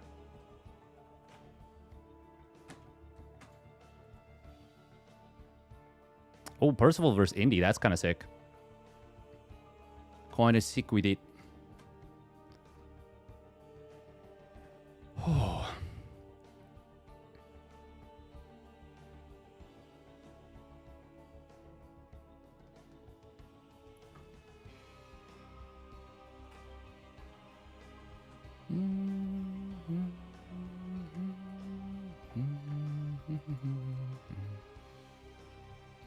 Oh.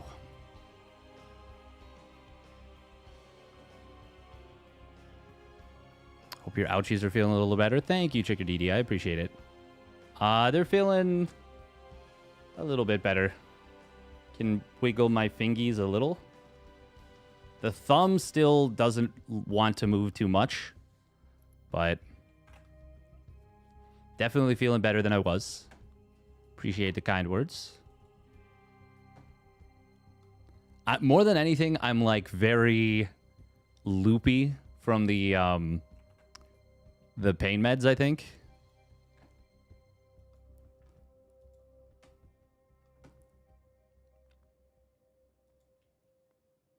It's kind of like, oh, hey, whoa, what's happening here? Sounds like you're in good spirits, though. Yeah. I have the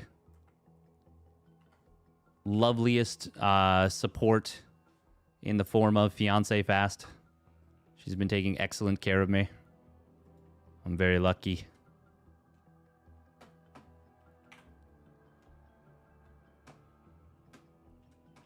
Very, very lucky.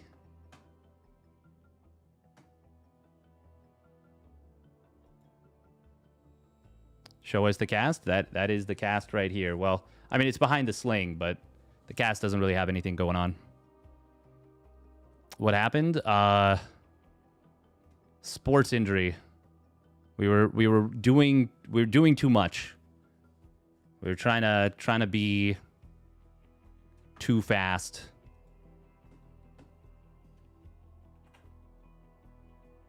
I do have to run a few minutes of ads, unfortunately. All right, 10,000 feet is going to be map number 1 of this series.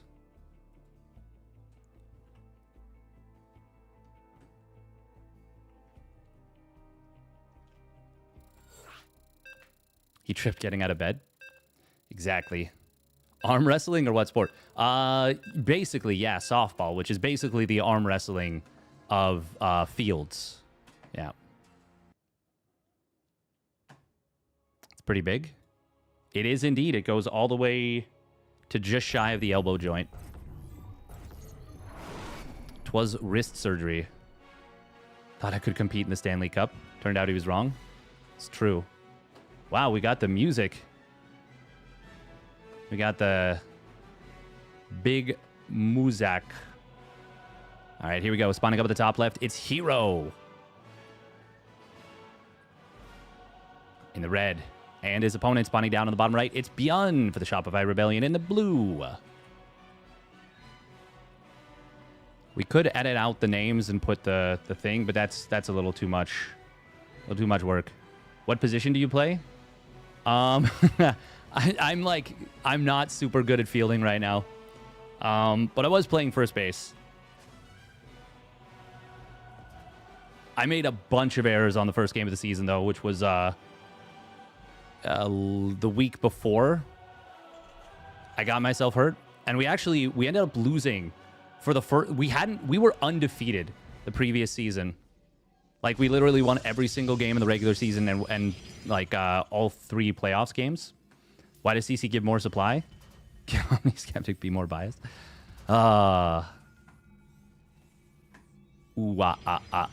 Okay, now this is also the matchup where, in theory, I think that maybe you could see some cool stuff with the lower worker count. I honestly wonder what would happen if the lower worker count were just were changed in a vacuum. Like, we literally didn't change anything else. We just changed the worker count. Trying to be Vladdy up in here. Yep, exactly. Let me say, that man can move his body. And mine is not as young as his. Oh, we're going to be seeing a proxy Stargate, aren't we? That is cool. I do think it is going to be tough to deal with some of the one-base tech that you can see here. See, this is cool to me. Look at this. We're fully saturated on gas. We're cutting mineral production. I think I like the idea of this. So Terran doesn't scout. They haven't been SCV scouting for a long time. And you might get punished for it now. How long have I been playing softball? So I played like 15 or 18 years ago for a few years. And this was when I was in like much, much worse physical shape. Like, I just wasn't super healthy, wasn't eating super well. Yeah, and like wasn't doing as much exercise. But now I'm in like a lot better physical shape, and I started again for the first time last year.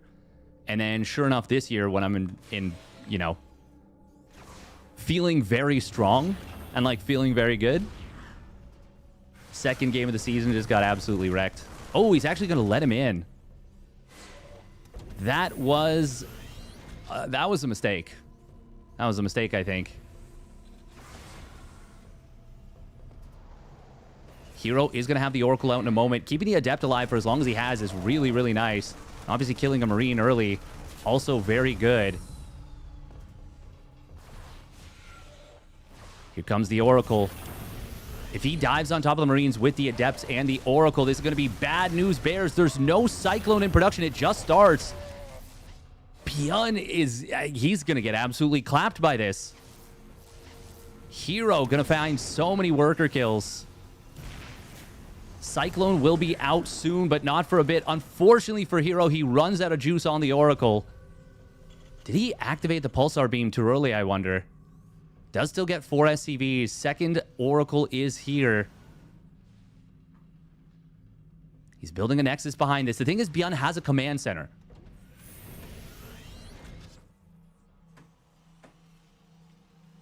Once the second Cyclone comes out, this becomes just infinitely better for Beyond. Oh, getting the kill on that is huge. It did allow this second Oracle to get in, get 2 more SCVs.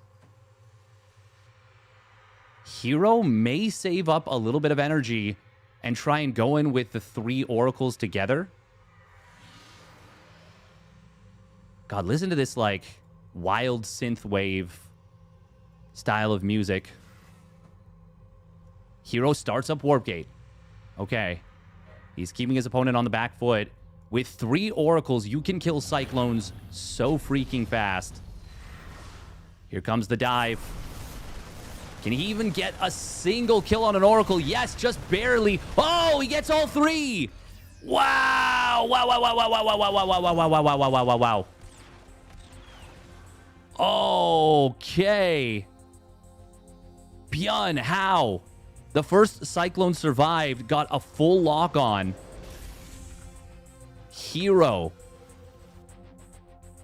He had the dollar signs in his eyes. Ooh, 4th Oracle. The Foracle.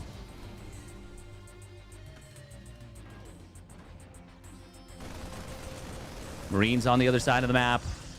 Warp Gate not yet done. He could have gone for it. He would have denied it. 2 Stalkers are going to pop out in a moment. Probe's going to have to pull. This is a lot of damage on Hero right now. Warp Gate completing now.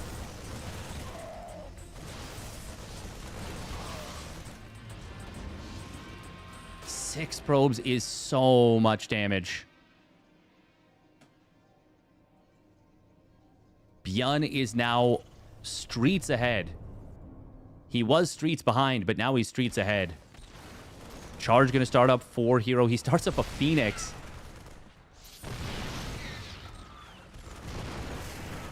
Oh, Pylon having to be healed up by the shield battery, which means it can't heal these Stalkers. And I think Byun is going to do it here. Oh, even baits out the Oracle's Pulsar Beam to be activated. Such a small push, but it is going to be an effective one. Ooh, Cyclone does get lifted. Zealots will get on top of the tank. I don't even know if he actually kills this. No, he won't. He will not kill this tank. Oh, my goodness.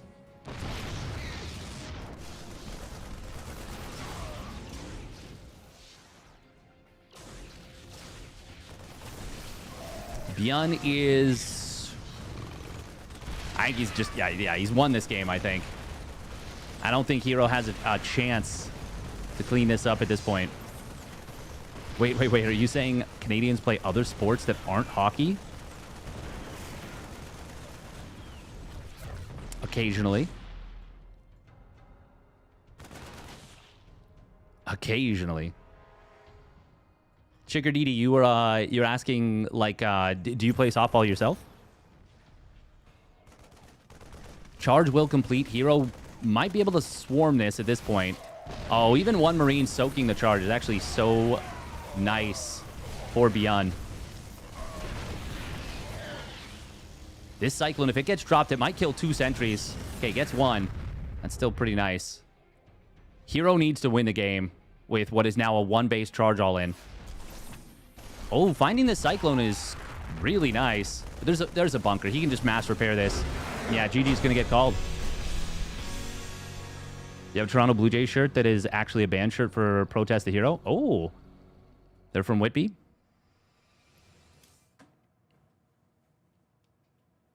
Well done by Byun. Well done by Byun. Well done by Byun. Don't play, but you're a big fan of baseball. Oh, nice. You're from Philly, right? So you're a big fan of the Phillies?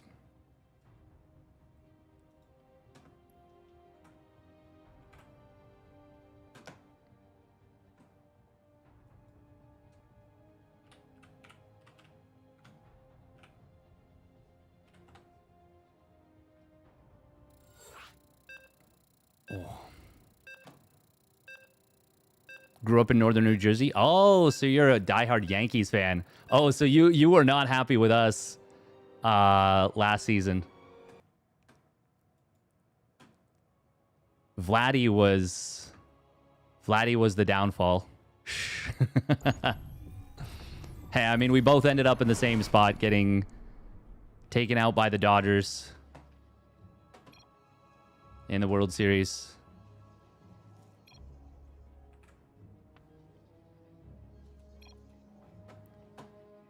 I love super teams.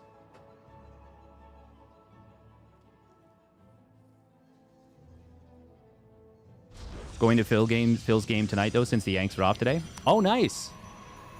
That's dope. Yeah, the Jays have not had a good season. All right, here we go. Spawning up at the top right. It is Hero for T1.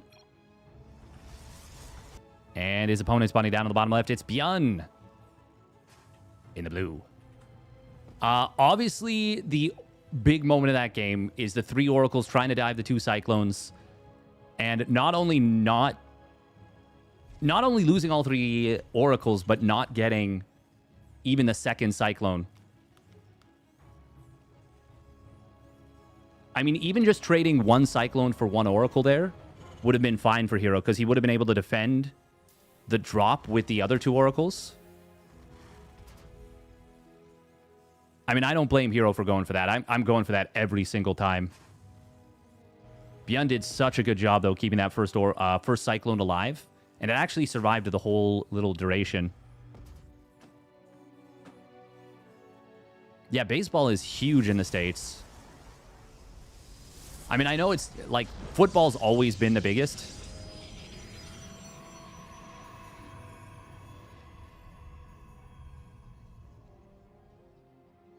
Two-1 Hero will win. Ah, okay, okay. I like the hope, the belief.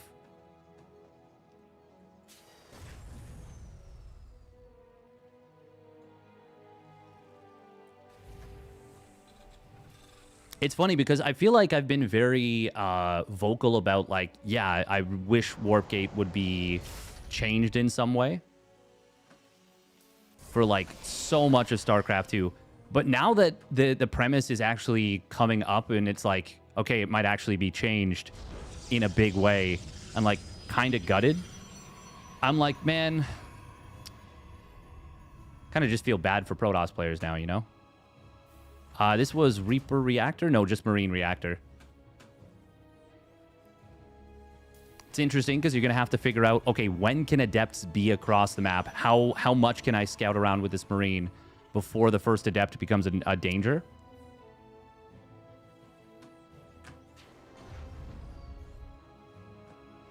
Could be one of those, the PTR for me might be one of those you don't realize what you've got till it's gone. They paved paradise and put up a parking lot, you know?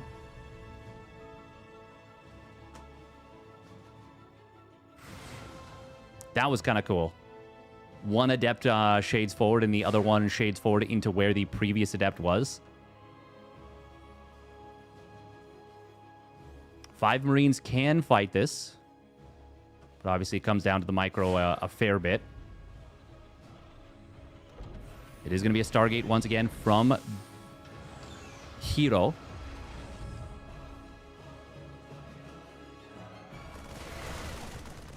Yeah, who's your favorite player on the Yankees then?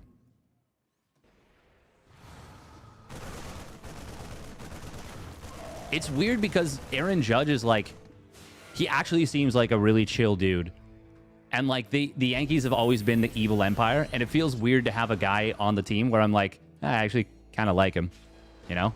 Same thing with the Dodgers, where, like, they're like this super team, and the fans are... They feel kind of... They can be a little bit tough to, like... There's definitely, like, a sense of, like, we deserve to win this.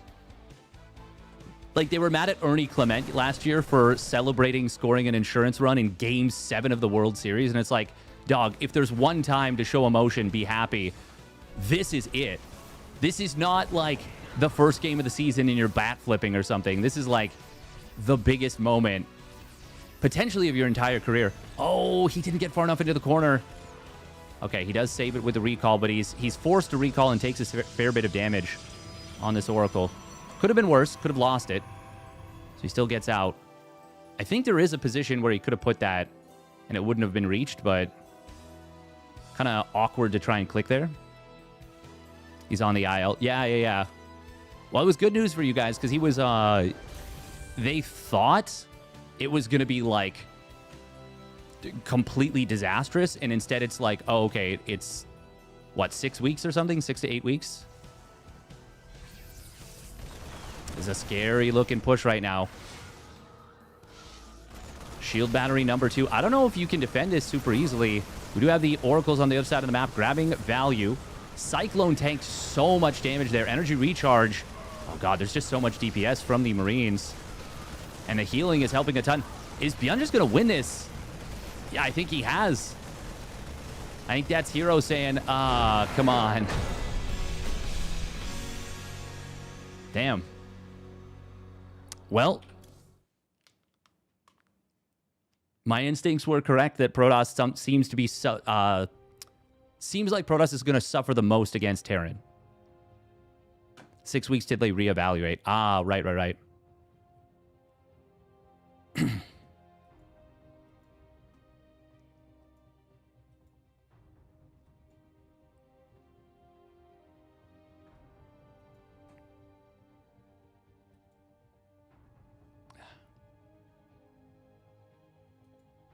Bum, bum, bum, bum, bum, bum, bum.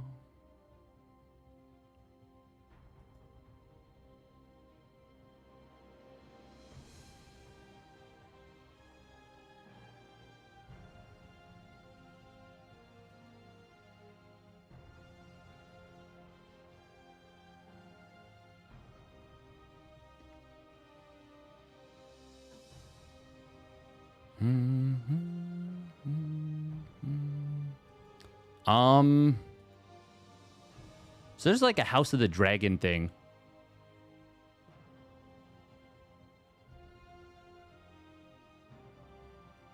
Am I allowed to stream House of the Dragon? How does this work? Join House of the Dragon Discord? Mar?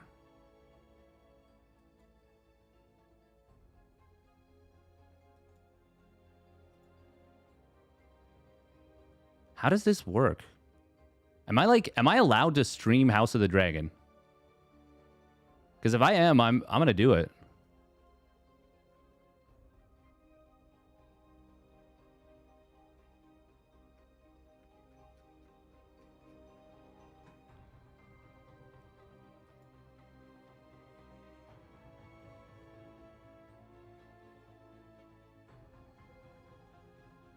Chat does battle. I don't even understand what this means exactly. I'm going to have to look this up later. Beyond wins that one, and...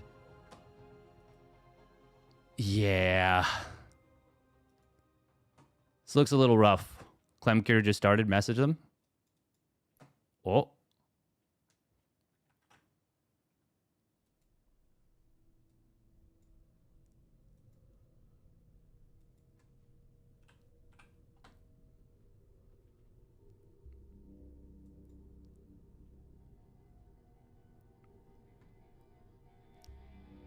They're 3.5 minutes in. So Hero Marine lost to Cure, so he's waiting on a lower bracket match. Blythe beat Percival. Wow. That is surprising. Demand that they regame, as is your natural right as Steadfast. Huzzah! PVZ is even worse. Is it really, though? I mean, look, okay, this is, granted, this is very, very small sample size, but looking at those games, that looked worse for sure for PVT.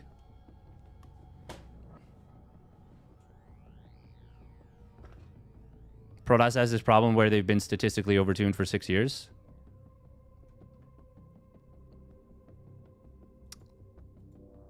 Yeah, but you don't want Protoss to disappear at the pro level, is the thing. Like,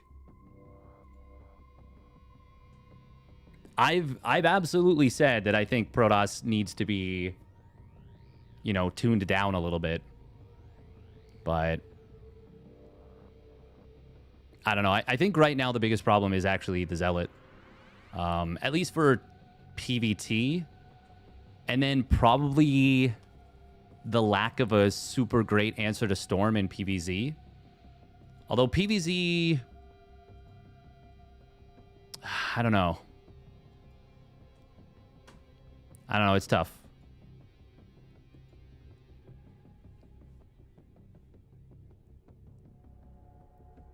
What they really need to do is bring back Mothership Core rushes. Nice. People wanting to play a certain race more doesn't mean it's OP. No, I don't think that's what anyone's saying, Grognar. I think where Protoss seems to be overpowered is just the representation in, like... I honestly, I think the biggest problem is ease of execution relatively.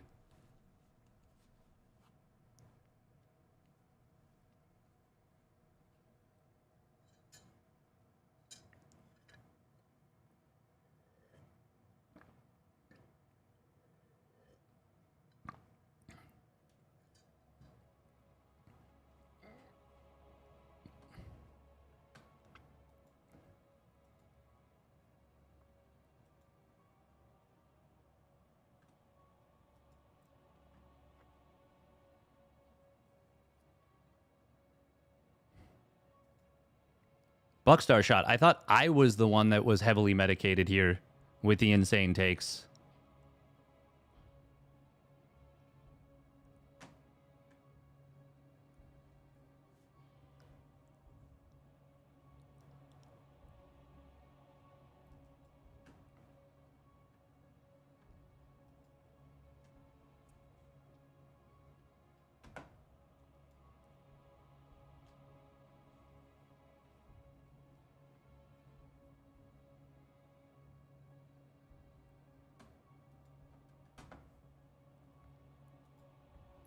What happened to my arm? Who can say? And who can say where the road goes? The thing, I will say a little bit dicey that a lot of the race, like, StarCraft 2 is actually, genuinely speaking, so much breaks the rules of RTS. Like, I think the Marine the Marine follows the rules of RTS, but it's so strong for what it does. But, like,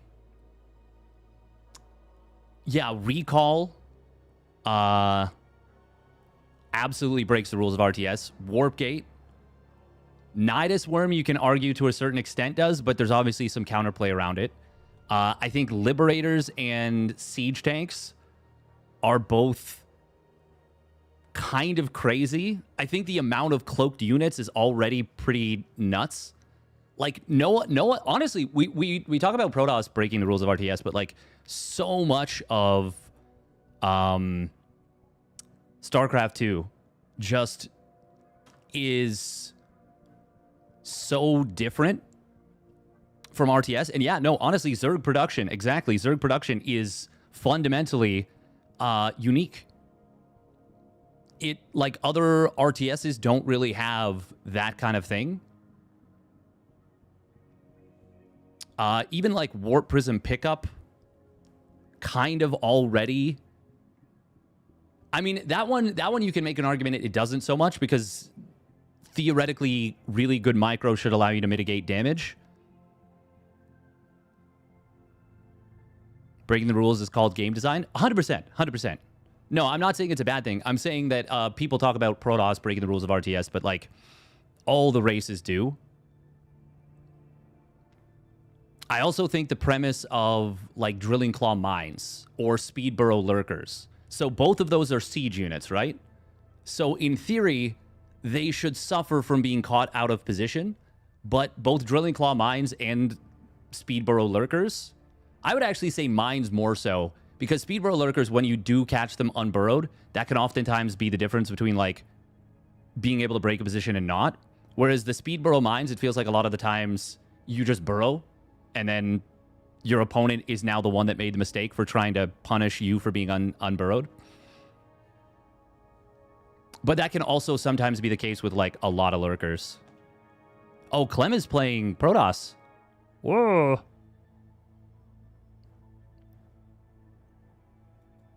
We're going to get into game 2 of that series, Clem vs. Cure.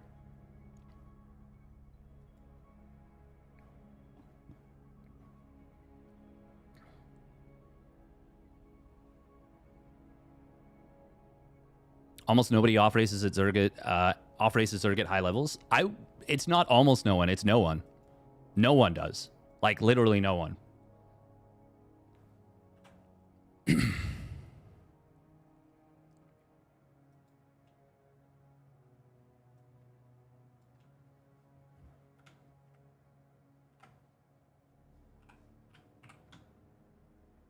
I didn't see who won there.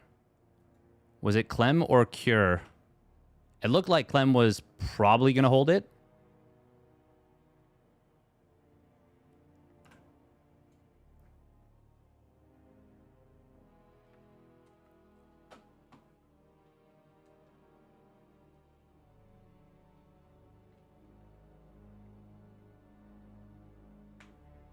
Honestly, maybe the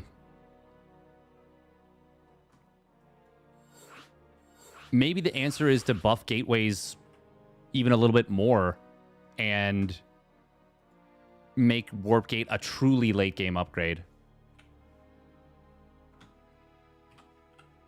I don't know. Hard to say, hard to say.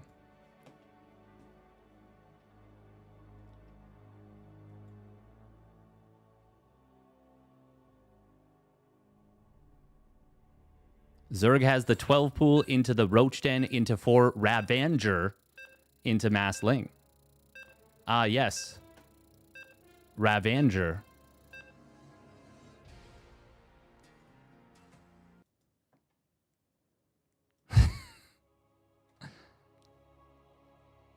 Buckstar shot is like he's like running naked into like an artillery range.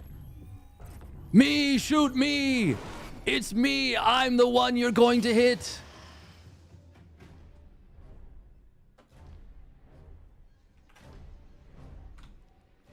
Ah, sweet revenge.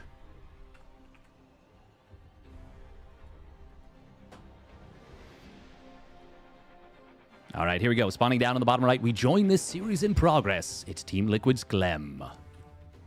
Having held a turtle or a cheesy all-in with an SCV pull. Spawning up the top left, it's Cure, also for Team Liquid. And Clem went with a very early scout.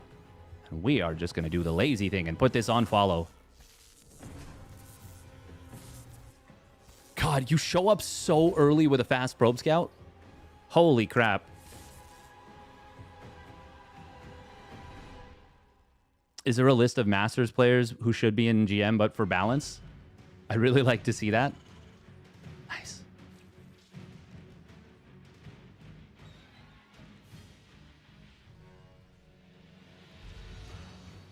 I can't help but think that all of this whole thing is somehow Frost Giant's fault. Somehow, some way.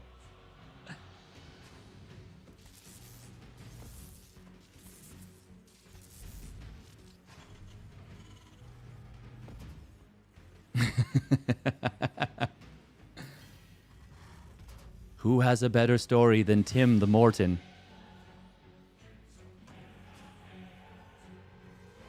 Man, I don't want to actually shit on him too much because like, yeah, he tried and COVID was a unique circumstance. But like, I will say it was really funny looking at the YouTube video that Harstem had where he interviewed him and seeing like 10 comments in the YouTube chat just being like, oh, wow, this is amazing. You got an interview with you/Void Legacy. And just like, oh my god, this is insane. This is a genuinely insane thing. It is going to be a double gas opener from Cure.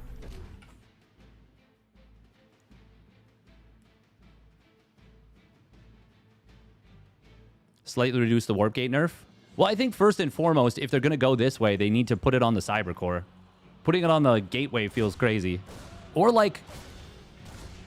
put it like, make it so that it's like, okay, well, instead of putting it on the gateway, if you really want to lock it behind something, put it on the Twilight Council. Or make it so that, like, you must have either a Stargate, a Twilight Council, or a Robo before you can research Warp Gate on the Cyber Core. Now, to be fair, that might be tricky.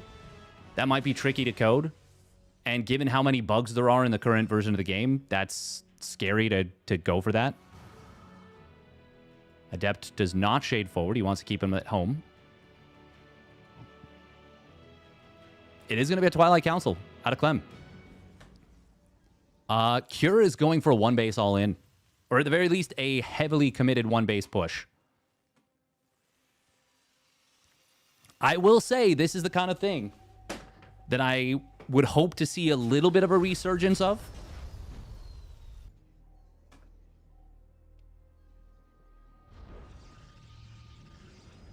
Disagree on that part. They are including Terran decentralized building mechanics in early game.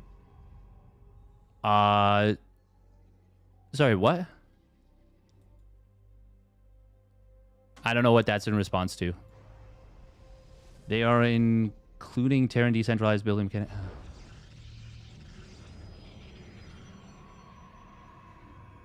It's currently a bit too costly on Protoss early game. Yeah. Oh, 2 SCVs in here. Oh, that's cute. God, shift follow. Oh, man. I'm going to play some RuneScape. Oh, we're unhinged. We're unhinged. Somebody needs to stop me.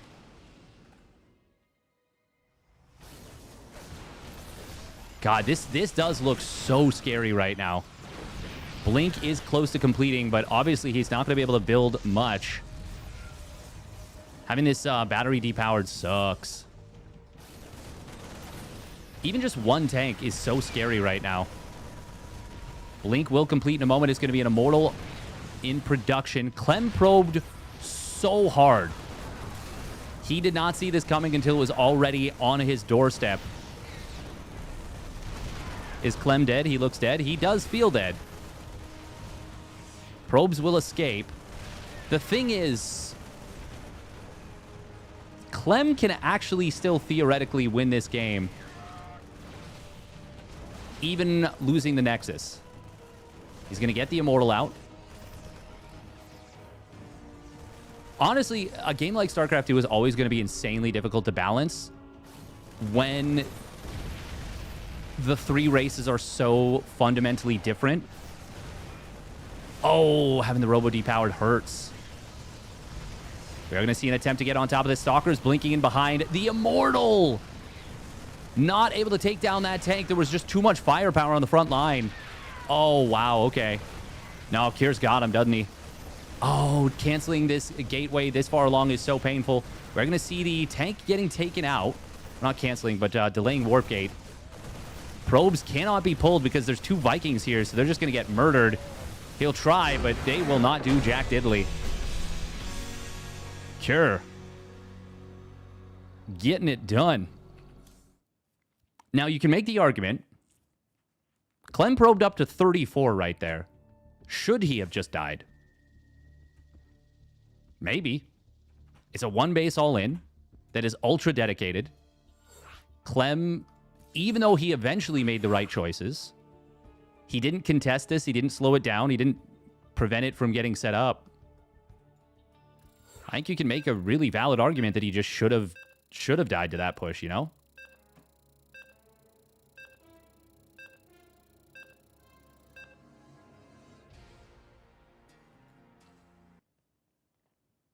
But it's definitely possible to balance just two races, Terran and Zerg. Funnily enough, I feel like just to go back to Frost Giant because, you know, we've let them off too easy already. That's mean. I'm so sorry. I actually think the game looked pretty good when it was just Celestials and... Or sorry, no. No, not that. When it was just Vanguard and Infernals.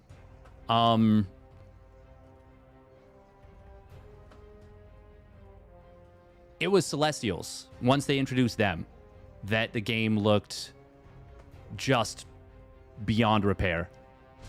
That was when it felt like they completely lost the plot. Oh. I'm got to mute here.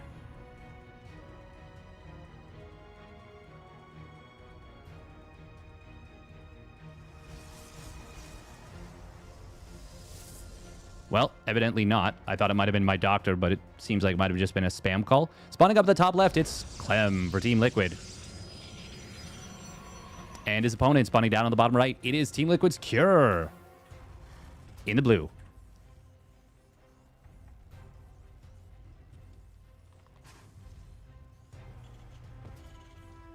Is Stormgate like dead, no future development? Yes. It's offline only mode. It honestly is sad. Because, like, a lot of us put a lot of hopes on Stormgate being good. But, yeah. Well, it just was not. It just wasn't what we wanted it to be. And I as much as I like poke fun, I don't think it was, you know, like, I don't think it was purposely fumbled by any means. I think it was arrogant. That I do think. I think it was a little bit arrogant to think that you could make StarCraft 2, like basically make a game that's comparable to StarCraft 2, on a budget that was not even close to the size of StarCraft 2's budget. But that doesn't mean that I wanted it to fail. I obviously wanted it to succeed. Can we still download it to try it? There is apparently an offline mode that they made. Yeah, so I have to make something that excites non-SC players.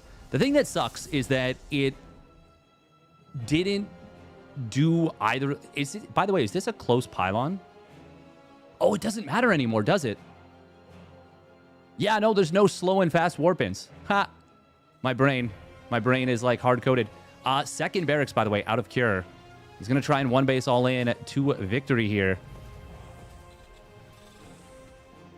What was I saying?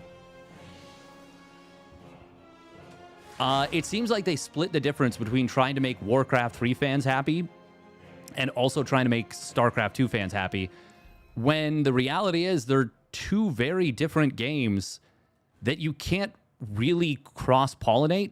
Like, you can't make a game that grabs the, you know, incredible nuance and, like, uniqueness of Warcraft 3, and also the, like, intense speed and decision-making and thrill of StarCraft 2. They're kind of antithetical. Like, you can't have one and the other. Okay, now this time, Clem needs to stop. He needs to stop building probes a lot earlier, I think. He's still building workers now. He's going up to 34 probes again. That is what he went up to in the previous game.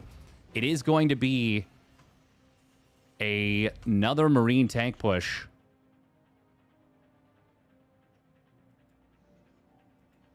Chrono on Blink. But it's still not going to be done in time to contest this even, really. Adepts in the middle of the map. Oh, we've got Cure setting a little ambush, but it's actually going to be Clem that gets the advantage of the shrubbery. Oh, he's going to lose both. Oh, no, he doesn't. Wow, somehow that Adept survived. Somehow the Emperor returned. I think Clem's dead, though. Like, look at the army supplies right now. He's once again starting an Immortal. He went up to 38 probes this time. He's going to need to pull like a crazy number of workers. There's no landed Viking initially. But it's going to be joining up with this. God, this is so many Marines, too. This is cool that Cure is doing, like, almost the same thing. Blink will now complete.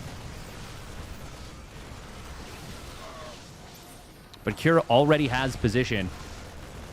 Shield battery is... it's energy recharged, and he instantly loses the pylon powering it. 2 more Stalkers going to complete in a moment. I think it might be worth it to transform 1 or 2 of the gates to get the fast extra warp in. Oh, if he can intercept his second tank, that's what he was unable to do in the previous game. He does it now. This might actually be a hold. Saving that second tank is... Or, sorry, killing that second tank. Not letting your opponent save it is everything. Do we pull the probes now? I think you might let the Nexus fall. Second Immortal is going to show up. Here comes the Blink forward on top of the tank. We'll grab it. And the Viking. Stalkers are getting hit hard, but Clem's going to clean this up. There's a lot of Marines left over. It's a good decision to re-pull the probes after the bunker goes down.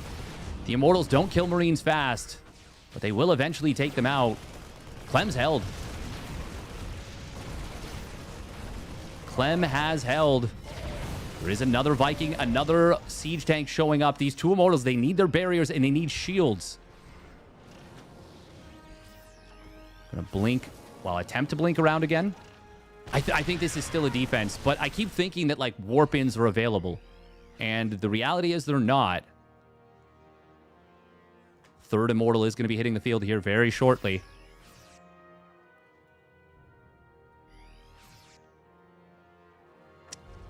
Shields are regenerating on the Immortals back up to almost full on their own. Here comes the probe pull. Blink forward, actually potty blocking it a little bit, but it will snipe the tank very quickly.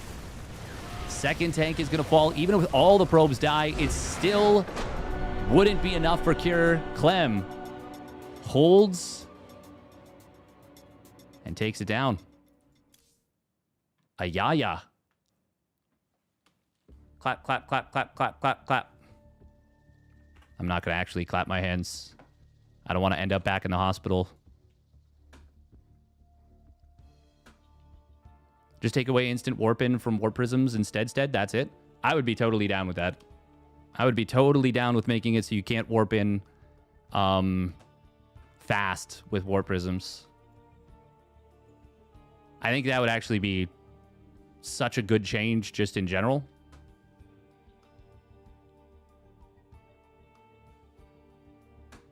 All right, Clem is going to move on to the... Make them just shuttles, carry capacity increased. I mean, I think it'd be okay if you made them warp in slower or have a limited capacity to how much they could warp in. Like, make it so that they can warp in 4 units at a time or something like that.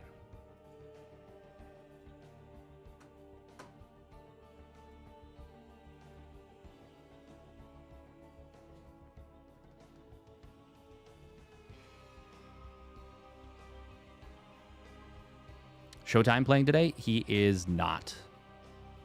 Hot's warp in was better, worse for prism, worse for defense, but way better for scattered pylons. Trying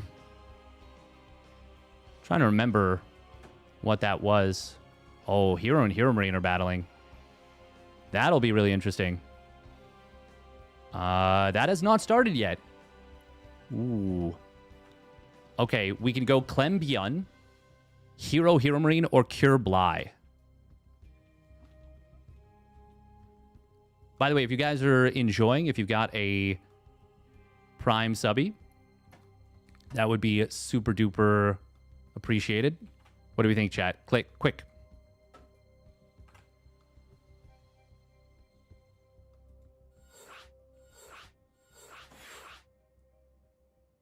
I guess we'll go with Byun Clem.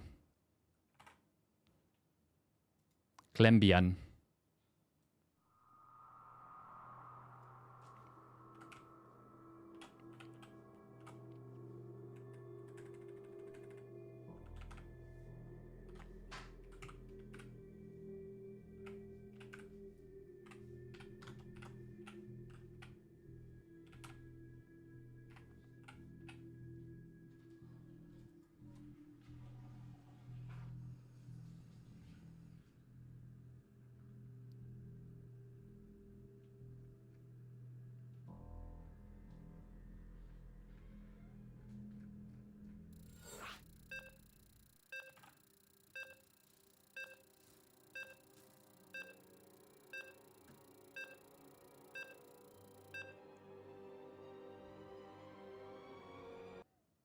I want to say it's 3.6 and 11 seconds.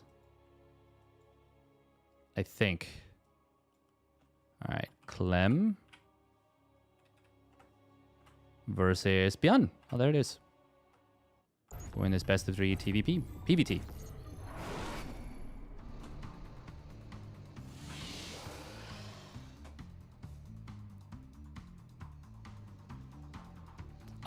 Maybe we'll see if we can get the Hero Marine replay. I will say I cannot overstate how, like, cool I think it is that we now have the randomized music. I know I've already said that, but it's worth repeating. Spawning down on the bottom right, it is Liquid Clam. Malam. And his opponent spawning up at the top left, it is Björn for the Shopify Rebellion. Your pathetic rebellion will be crushed. It is kind of cool that now you can chrono right away, the beginning of the game. Malem. Malem. I think there were so many big changes in... Oh, look. Wait, what the heck? What is this? This shows how many...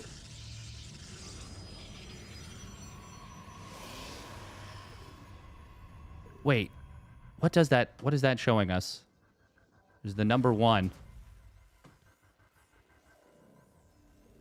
Oh, I haven't seen how the load all looks, by the way. Load all units. Let me see. Hang on. After this tournament, maybe I'll get into a unit tester and see how if I can do it with my left hand. Because that might be really interesting. See if I can, because I've never, like, learned the technique of how to load up Terran units into medevacs.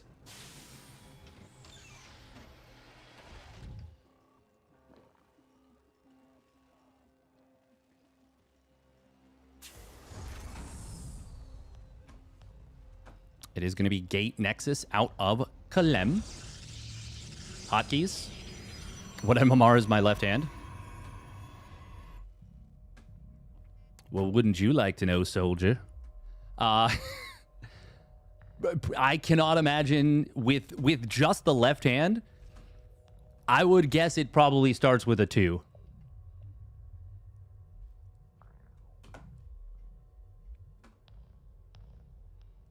Because not only do I not get cheeky Pori. Not only do I not get to use my right hand for my mouse, I am playing one-handed. So, foot pedals gaming is fire. Actually, unironically, foot pedals might be like my best friend. I don't even know if I could. So 6K Protoss. Oh my god. I mean, I for sure would play Protoss. Cause like you can like make DTs and stuff, and you can make like Void Rays and the like. Oh, nice little ambush here from Beyond. Foot pedals, left and right foot. Yeah, what could you assign to foot pedals? That would actually be so interesting. One-handed gaming, but you're like allowed foot pedals. You need your attack move hotkey on the mouse? You would indeed. You would indeed. Somehow I would think that's slower than clicking. Blow in some tubes. That's what I'm gonna do, but what about the gaming aspect? Nice snipe right there on Marine by Clément. Oh, that was not a good shade. Oopsie poopsie. That was a little whoopsie. I will say Protoss players in general have gotten very used to it being okay to lose their early Adepts versus Terran. And I wonder if that is something that should change.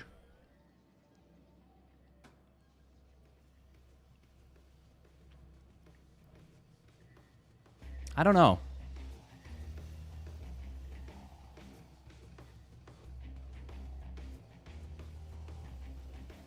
I will say whenever people talk about balance, there's always been some really funny stuff. Like, for example, Heaven, the 5.5k Protoss, NAGM Protoss is like really obsessed with the idea of buffing the pre-charged Zealot. And I'm like, bruh, this is no. When every day is Christmas, you don't get to ask for Super Christmas.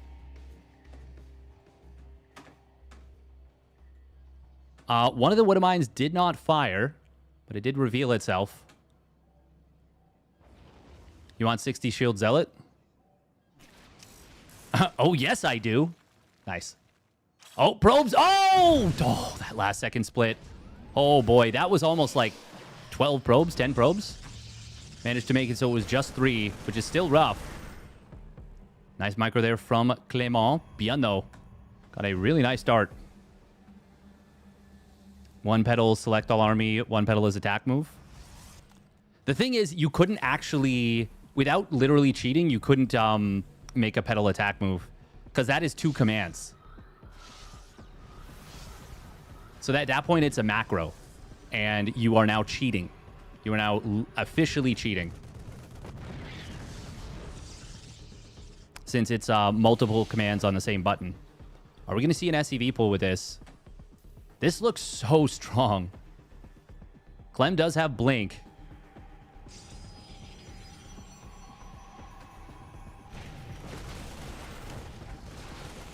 God, you need to whittle down the Marine count so much. Byun is even on workers, by the way. And as I say that, he gets a huge Widowmine shot in the main. And is now 6 workers ahead. Really good Blink micro here from Clément Desplanches. And he's actually whittled the Marines down to a very, very low count. Ooh, that's a big big kill on the Observer. And as the Immortal goes down, Clem taps out. Byun takes game number 1.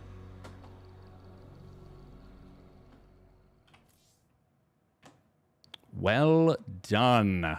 Well done.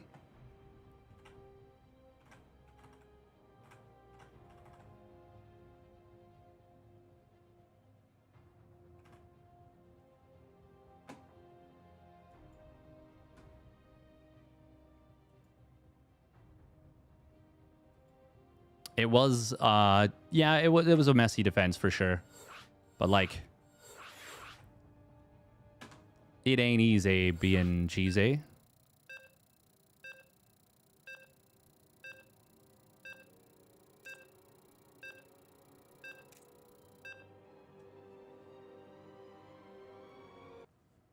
Bum, bum, bum, bum, bum, bum.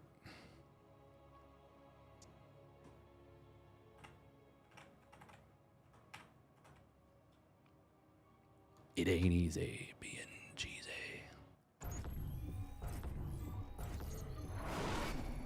Imagine Clem doing... Oh my god. Are you sure you want to exit StarCraft 2? No. I do not. Why did... I don't even know how that came to be, but we obviously don't want that. Merp. All right, here we go. Spawning up at the top left. It is Team Liquid's Clem. Melem. And his opponent spawning down on the bottom right. It is Byun. Because you are Byun-believable. Never forget that. Never forget. You're breathtaking. The new scent from Byun.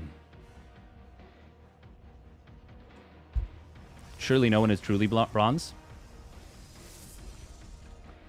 Steadfast red right hand strikes again. It somehow finds a way to always be relevant. And the red right hand.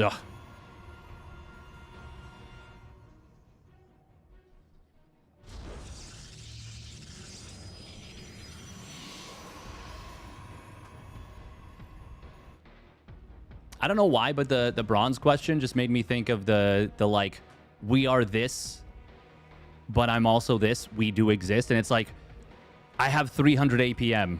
I am in bronze. We do exist.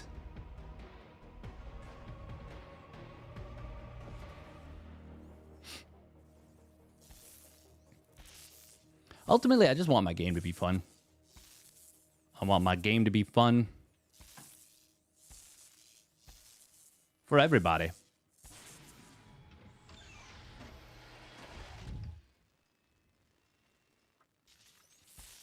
Oh, oh, oh! Oh, the repair. Oh, that clutch repair. Oh, but the bait! If I were playing... Oh, nice. Nice job from Bian. He gets the kill. If I were playing, you would not be able to stop me from dropping a cheeky wink after forcing that. And then as I was typing it, I'd be losing the probe to the Marine. So I'd get the wink back for sure.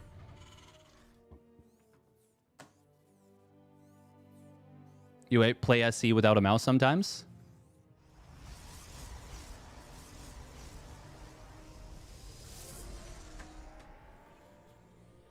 That's wild.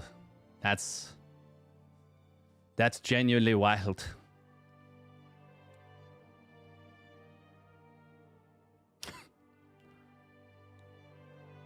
Automod denied that.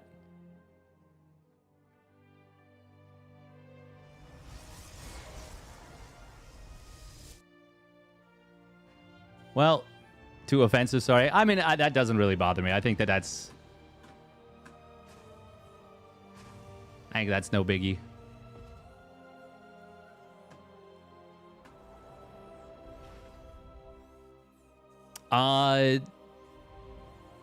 Printf was doing some stuff with keyboard only. I might learn a cheeky bit of keyboard only if I can. Might talk to PrintFC. Watch some of those streams. I was really impressed with the ability to rotate the camera and use it to blink to the low ground. That was mind-blowing to me. Yeah, I get that. I get that. Where's Warp Gate? It's on the gateway. Is that what you mean? Or is this PTR? This is PTR. So Warp Gate is not going to be something Clem goes for early, maybe? Probably, in fact.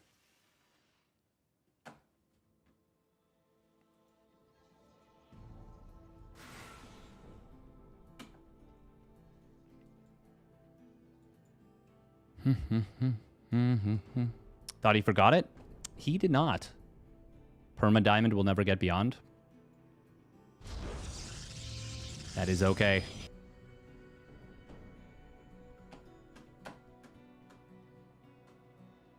Heh. God, this is tough.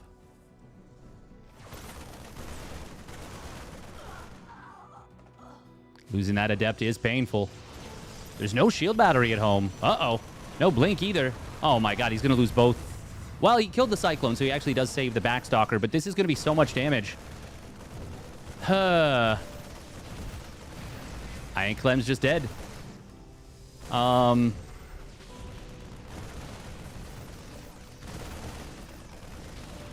mean, he's got Blink, maybe with, perfect micro. The problem is, Beyond's already caught up in the worker count.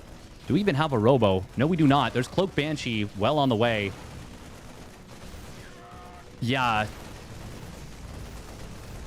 Maybe I need to see more PvZ games, but it does feel right now like PvT is a lot more harsh than PvZ. But to be fair, I haven't seen a whole lot of PvZ games. Clem does ultimately hold this. Unfortunately, Mr. Banshee's about to arrive and he won't be spotted. Oh, look, it's Mr. Banshee. Oh, itty bitty bitty. You can't see me, I'm the gingerbread man. You know that nursery rhyme, right? Yeah, there it is, GG. No deteccione. Yeah, I think I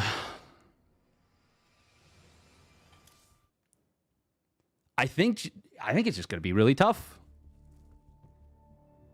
I think Protoss might have gotten hit a little bit too hard in the Nerf bat. And then they attached a rocket to the back of the Nerf bat and swung again. Yeah.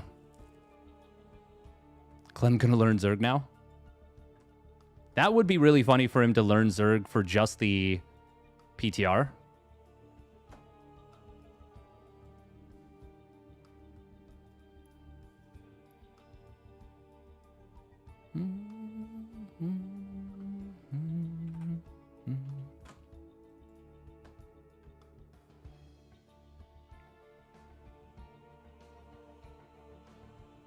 Rocket nerf bad to the face. Yep. Sure was. Sure as heck was.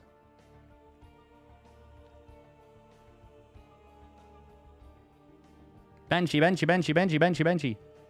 Deety, deety, deety, deety, deety, deety. Clemprotas.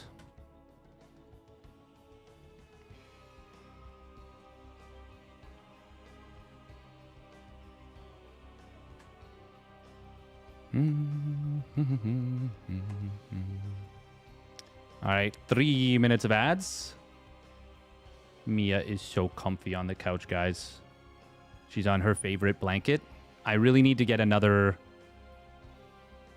webcam so I can have a Mia cam.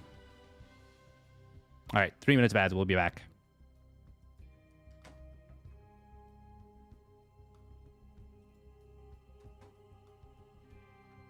Blizzard balance team is all Zerg players.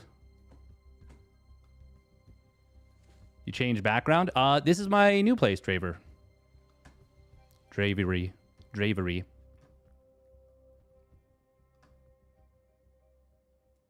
Hero Marine still lost? Oh, wow. Okay, so it's going to be a rematch between Hero and Cure.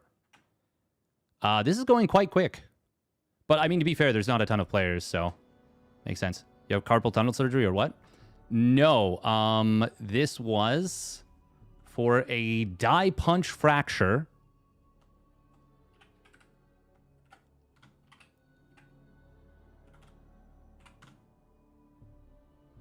On my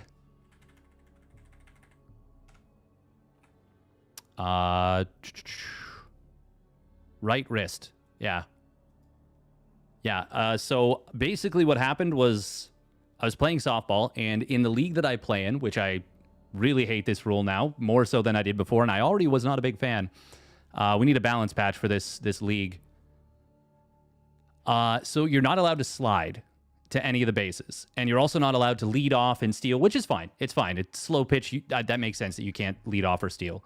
But you're not allowed to slide. So if you want to get to a base quickly, well, you're either SOL, because you have to decelerate well before the base, or you have to kind of like jam your foot into the bag to break. So I was running for second on what was going to be a close play. And the guy had his foot on the bag, as you're supposed to, because it was a forced play. And he, like, basically rooted the bag with his foot. And so as I tried to, like, break, I just, like, well, I broke. So I stopped on the bag and, like, just catapulted straight into the ground. And fortunately, I did catch myself with my arms, with my hands, because the other option would have been my face. And that would have not been great. Oh, hero made wrong lobby, I guess? Okay. But I basically, like, stiff-armed the ground. So, yeah, the injury that I got is, once again, called a die punch fracture, which is a reference to a tool and die machine, which basically is like the punch presses that they use that, like, punch holes in steel. You did the I did not do the Scorpion, fortunately. That would have been pretty bad because that probably would have fucked my spine up a little bit too.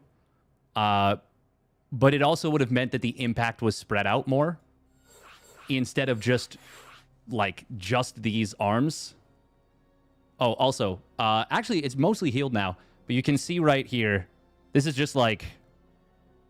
I mean, I heal really, really quick, but you can see that there's a pretty nice gouge. That's on the less bad hand, by the way. Although, actually, this hand somehow got more scraped up. I think because I came in at, like, more of a side angle, where this one was just, like, a straight shot into the ground. Basically, it's as though I stiff-armed the ground.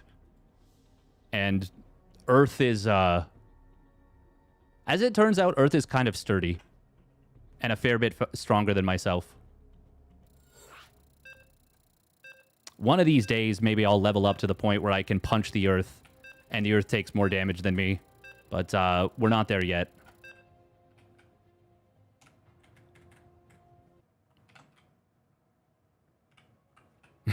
That sounds like the weird premise to an anime. Like it's like I trained until I could suplex the earth, or I trained until I could beat up the earth.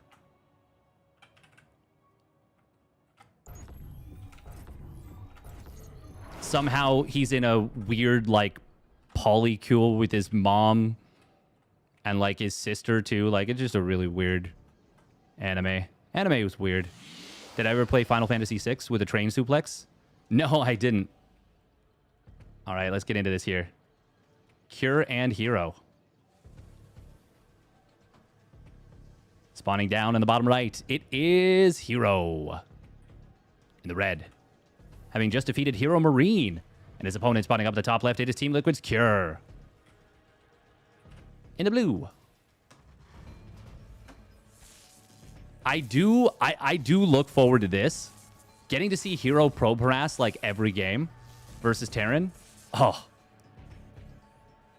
I think that's going to be fun. Although, to be fair, if it happens every game, it's not as special. But make no mistake, he's going to kill a lot of SCVs early on. 200 episodes minimum. When you stop doing press-ups and instead push the earth away from you. Nice. No gas taken yet by Cure. Surely that'll be right now, though. Yeah. But yeah, no, it was... I knew, so I didn't go to the hospital right away. We went later that night. But... I pretty much knew right away. I was like, this was bad. Like, I knew that this was really bad.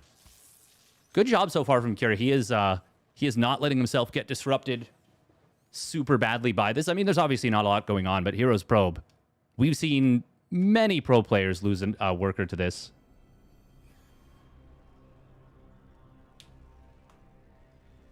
I have the mass now. I just need to work on the strength. Cultivating mass. Nice. Marine pops out. Good save on the probe. Will take some time to get used to the Marine pop timing. Looks like it's around 203, 204. I am kind of excited about the premise of, with a longer early game, seeing how much players can optimize with, like, mineral boosting. I think that's pretty interesting.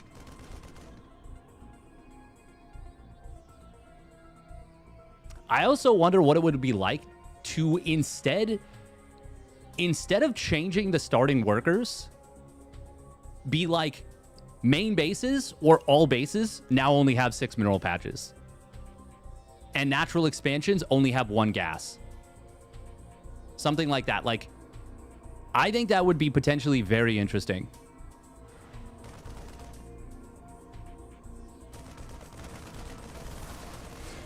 Oh, nice little zap right here. He does prevent the second zap.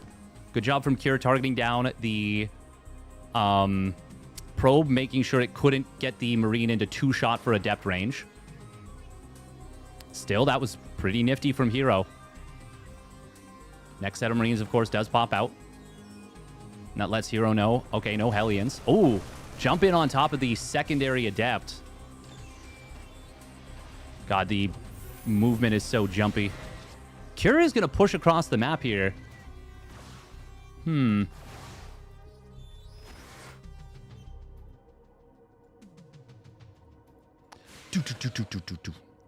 wonder if Protoss kind of has to open up with more Stalkers early now.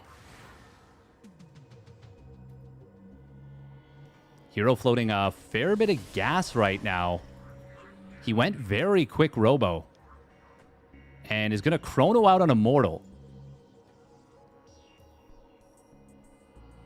Got to be careful with these Adepts. Okay, he does snipe a Marine, but he's going to lose at least 1. No, he's going to lose 2 Adepts, isn't he? Oh, good micro. Well, he'll get an SCV. I really feel like you cannot afford to lose the Adepts like this anymore. Where'd the Adept go? Didn't get into the main, did he? Did he? Well, we have to check Hero's vision to get an idea of that. No, he didn't. But he saw this tech lab in production. So he must have shaded to like here and then it died.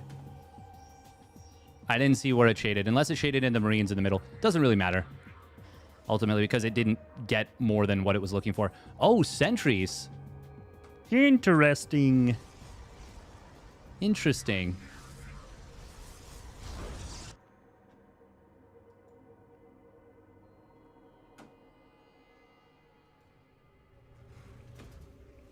This is kind of wild, actually, from Hero. Well, on this patch at the minimum, you are going to need to do some wild stuff. Not going to be able to deny Stim. No chance. Oh, got to be careful with this Immortal. Hello? Hero's being very spicy with this. Obviously, he's not going to be able to warp anything in. There we go. He starts up the warp gate now. Such a funny icon.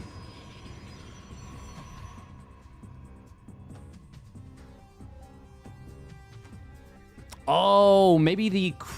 No, it's not. What? I'm so confused. What does the 1 mean? There's a little icon in the bottom right with the 1 over the energy recharge and the... Like, surely that's meant to be charges, but... They're single use. Ooh, he wants the tech lab with combat shields. Not going to be able to get it. He will get 2 Marauders. Okay, that ain't bad. Very nice Prism Micro. Oh, pretty slick. It is a lot of damage on these Marauders. Hero is behind a lot of workers right now.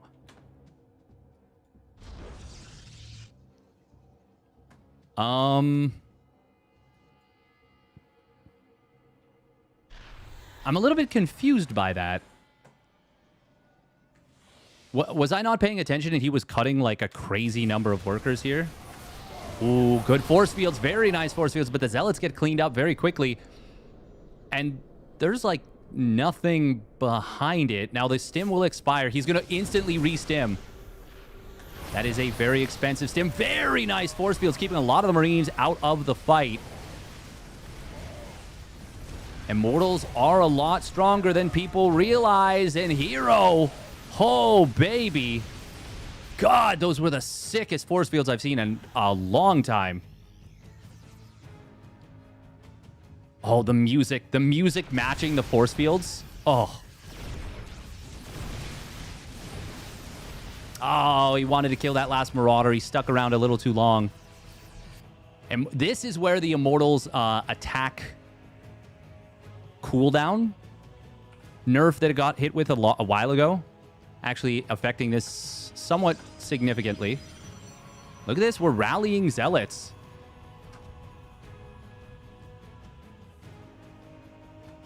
Protoss players get to show us what they can do with the macro. Oh, Prism taking a lot of damage from the this missile turret, but it doesn't go down. Natural has been broken. This counterattack needs to basically win the game.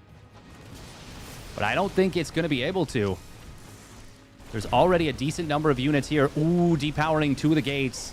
Hero is supply blocked, though. Probes pulling. They're actually very good against Marauders, relatively speaking, especially with Immortal support. On the other side, it is going to be a Liberator that will hold the line, but 15 SCVs go down. Recall comes through into the Natural. Blink is now done, but there's 0 Stalkers on the field. In fact, there are 2 sentries for anti-air. That's it. Hero, though, all he needs to do is kind of force this to lift up again. Maybe not all he needs to do, but that's the vast majority.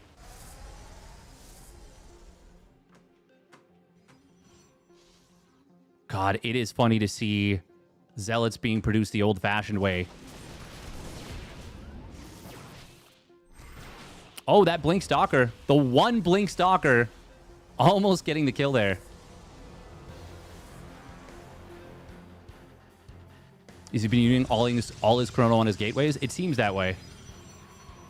I think a single Stalker here can snipe this Prism. Or, sorry, this Medevac. I think it is in range. Oh, Observer on its siege mode. We do have Cure with a finished third command center. But obviously he is down in workers and is not yet mining off of his third. Oh, who did I just hit for O? I don't even know.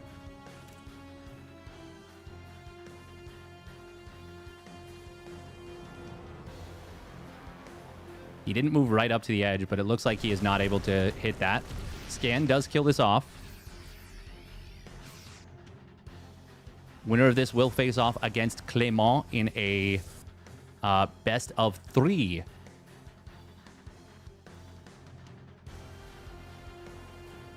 Kind of would like to see Clem's TVP. What he's looking at there. That is a lot of zealots. My God, that's a lot of zealots. Great force fields again. Widow Mines, not where they needed to be, but more importantly, the force fields connected so freaking hard. Does he have warp gates now? He does indeed. And Hero. Anyways, I started blasting. God, Hero is freaking good, man.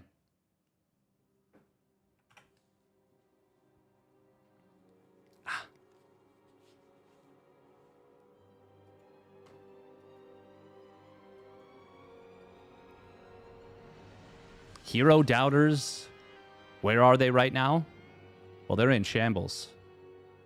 Shambles, Shambleford.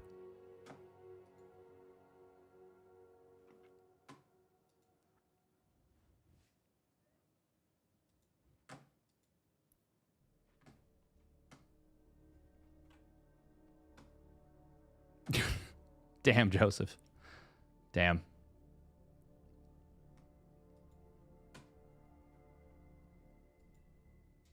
I like humanoids instead of humans. That makes me chuckle.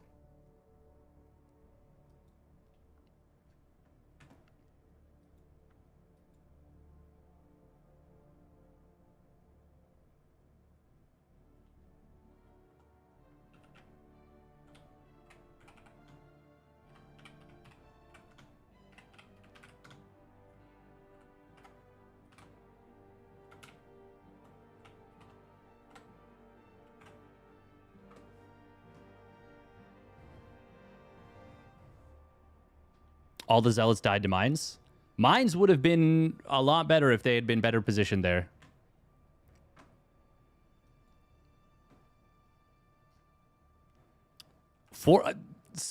Heroes' force fields were very, very good there. And Cure kind of got victimized by them.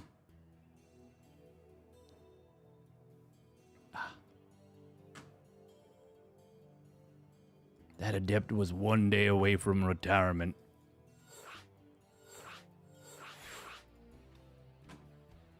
Pretty sick splits versus mines too. Generally speaking, yeah. People clown on Hero way too much for how freaking good he is at the video game.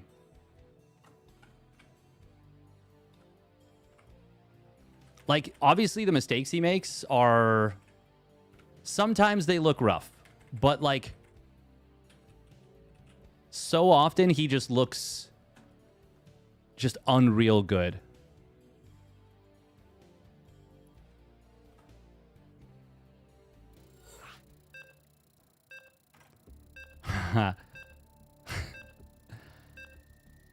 For a second, it looked like perhaps we were going to see Hero play Terran there. That would be really funny. You're bronze 2 and you can wall, which makes you superior to Hero. Is it normal now for Protoss to be one base up on Terran in general? It's kind of always been normal for that to be the case. Some would say he's the best player.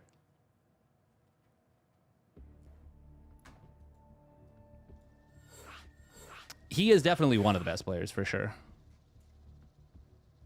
And he is one of the most entertaining players as well. I still think he makes a few too many mistakes to be the best player, but I think he... For me, saying anything other than, like, top 5 right now is insane. And I think even anything other than top 3 is probably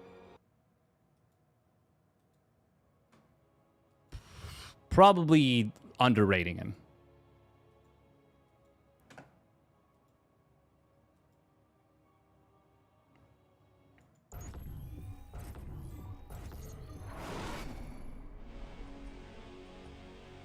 Oh.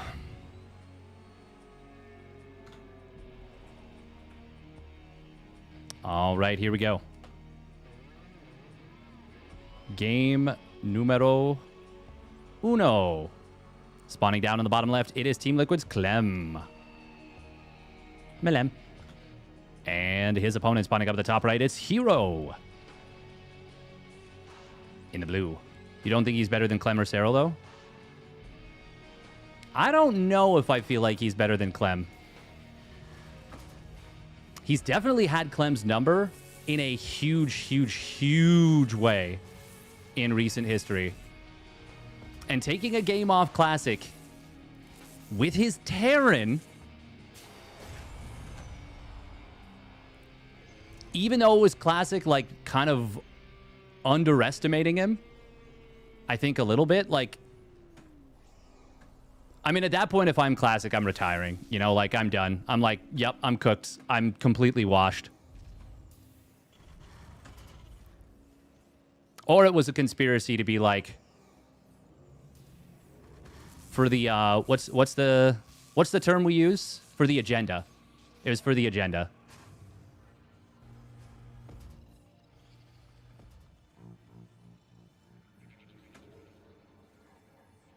Why am I not just having this on follow? Oh, nice depot slam. God, I love the depot slam. Optics. No, people have been using the term, oh, this is perfect for the Protoss agenda, or oh, this is bad news for the Zerg agenda, or this is great news for the Zerg agenda, or bad news for the Terran agenda. He's the best player in the game right now. I can't really agree with that. While Serral is as good as he is, Serral is the best player in the game right now, for sure.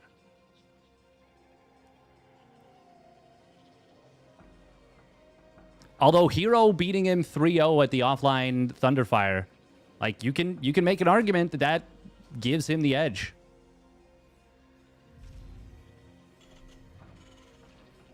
If Serral wins Maestros the game, or sorry, if Hero wins Maestros the game too, then I would probably say, yeah, actually he is the best player in the world right now.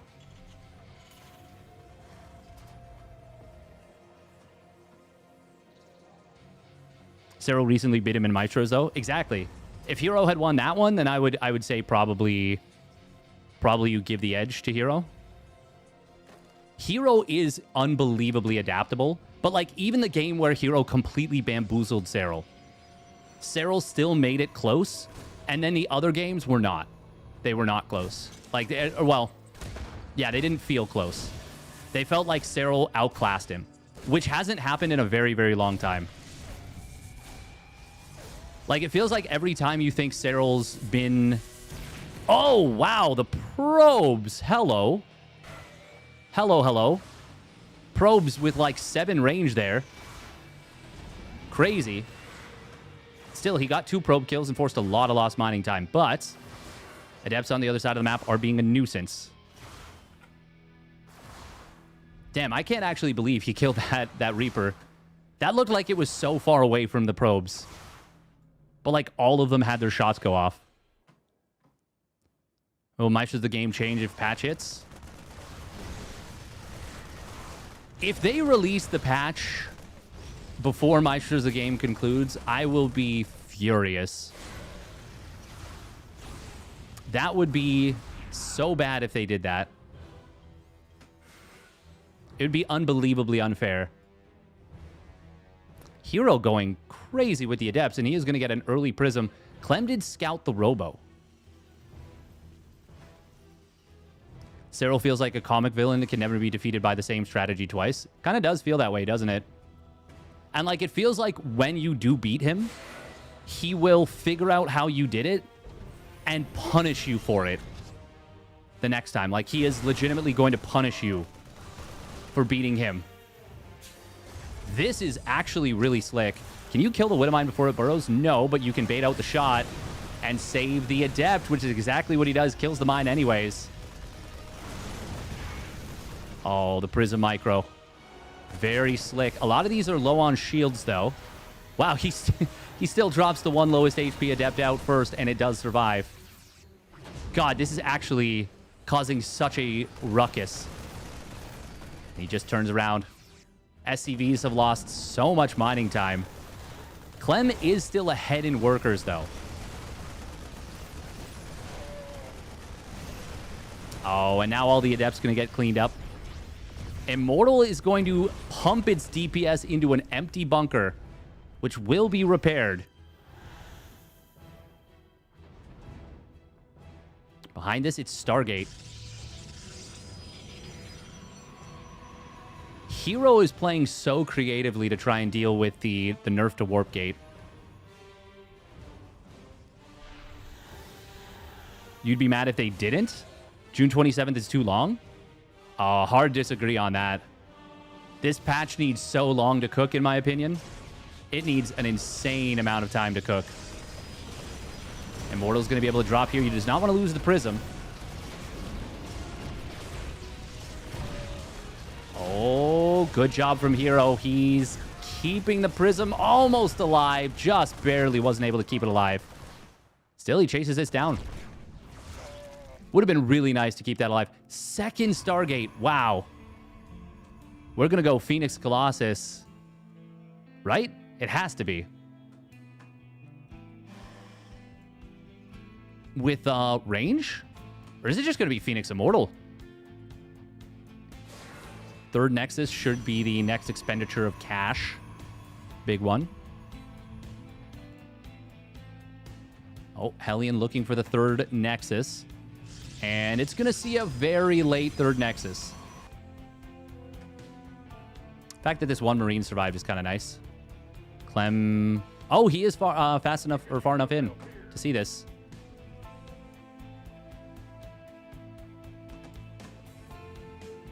Robobay? No.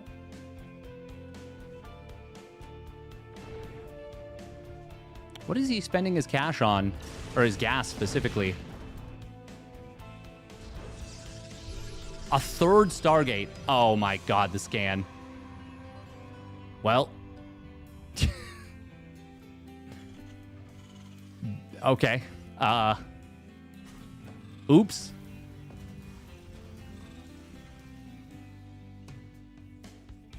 You think most people will quit again when this patch hits? But will always watch? I don't know. Oh, that Observer barely not going to die here. We do see Fleet Beacon coming in. Personally, I said this earlier this stream. Personally, I'm now in the opinion that, like, I would rather see the patch completely thrown out than go through as it is, if given a binary choice. Obviously, in a perfect world, we change a lot of things about it. There's the recall. Stim is going to be done. Combat Shields is going to be done. And I think Hero is going to be done. Which is to say, I do not think he can survive this. Very strong timing coming in from Clem. Probes are going to pull. The Immortals... Well, hang on. No, hang on. Actually, what? Okay, never mind. Yes, hang on. What? He smashed that.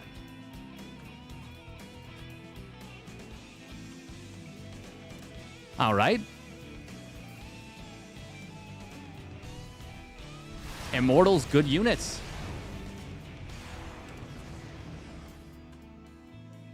Can't believe how well that went. Same. That looked so bad for Hero relative to how insanely well that went.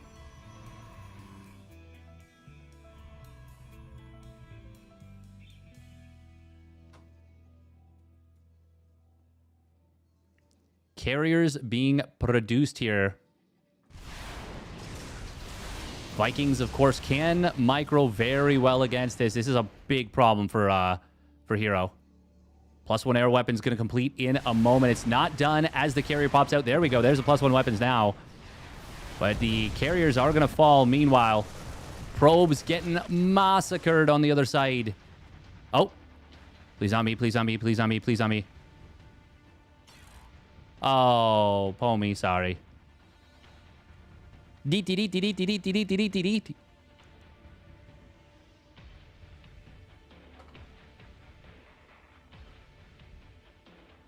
Feel like we underestimate Immortals, maybe? Yeah. Oh, Hero's just gonna GG. I think he was dead. I think he was definitely dead. He had no other tech besides the air.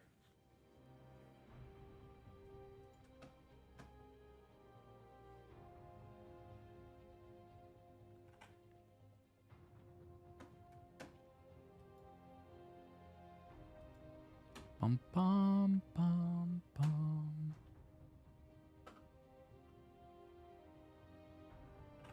I'm very surprised that that went as well for Hero as it did. But yeah, Immortals are much better units.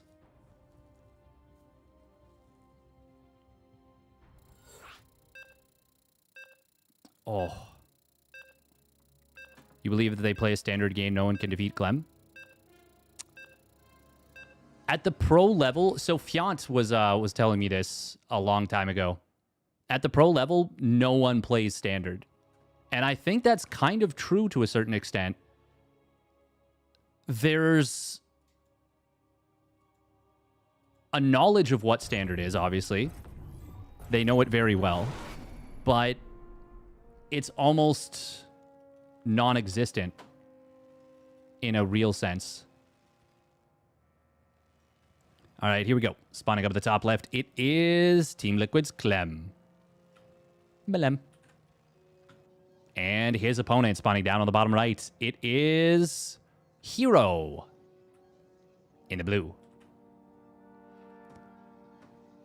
There's almost always a twist with how something is played.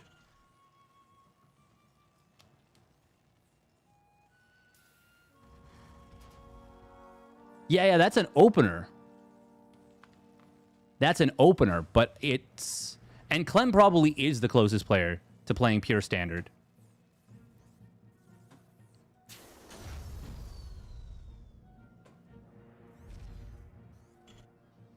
But his opponents don't always allow that, you know?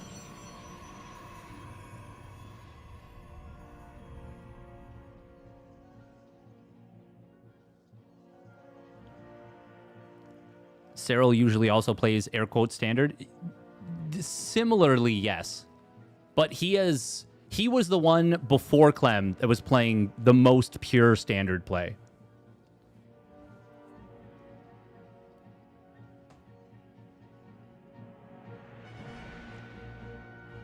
I think the greatest superpower, by the way, of pro players is the ability to read the game and keep a mental tally of, like, for example, like resources lost. Like, I think that is like here Cyril's superpower. I think Cyril is the best player in the world at that. By the way, I think this was Gate Nexus before Gas.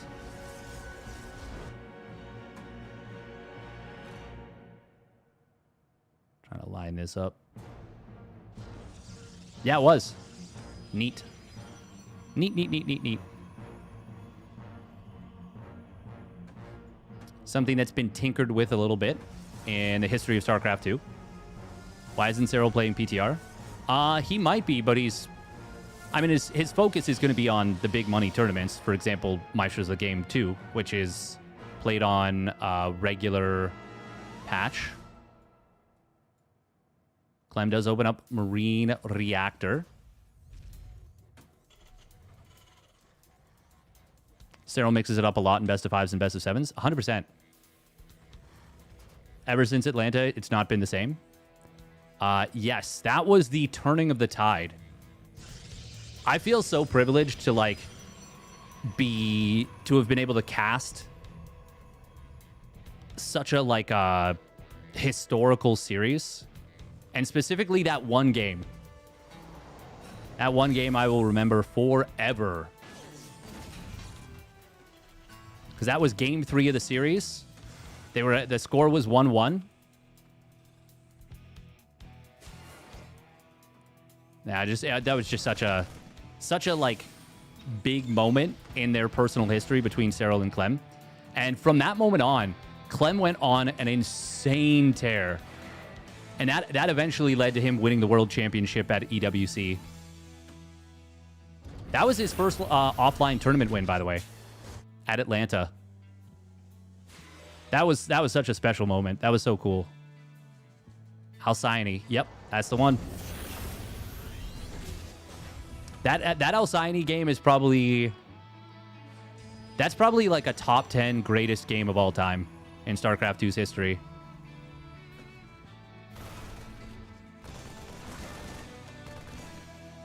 Mostly because of what it meant.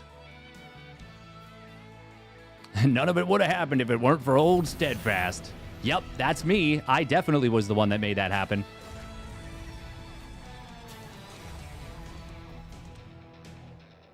We're going to be seeing a medevac popping out. Oh, that's kind of cute. He's bringing a single Marine with this.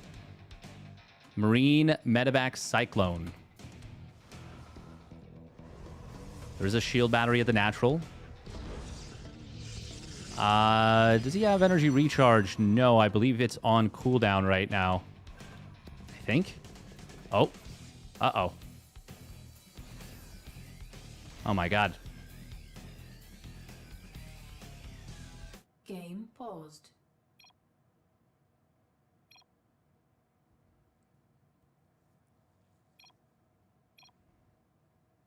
I'm okay now. Oh.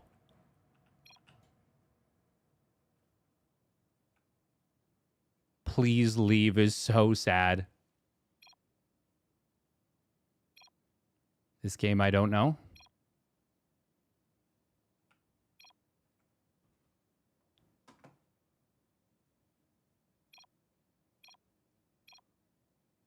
Game resumed. Guardian Shield is going to be available momentarily. It's not ready just yet, but well, it will be now. Blink is done. Oh, it's a fake. It is a full-on fake, and Hero didn't bite. He saw it, I think, with the pylon and knew it was a fake.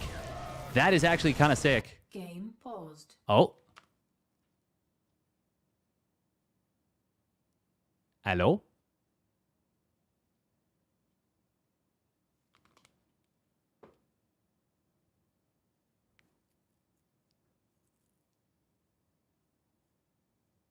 Did it lag for him there again? Maybe, but I don't think it lagged for anyone else.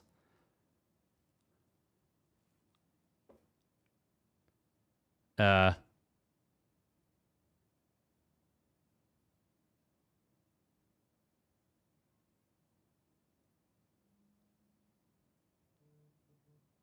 possible it was dropping inputs.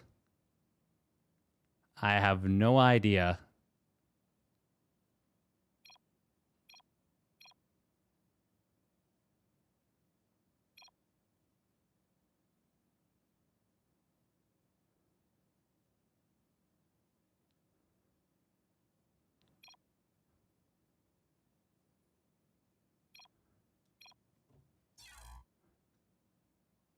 That's very sweet of Hero.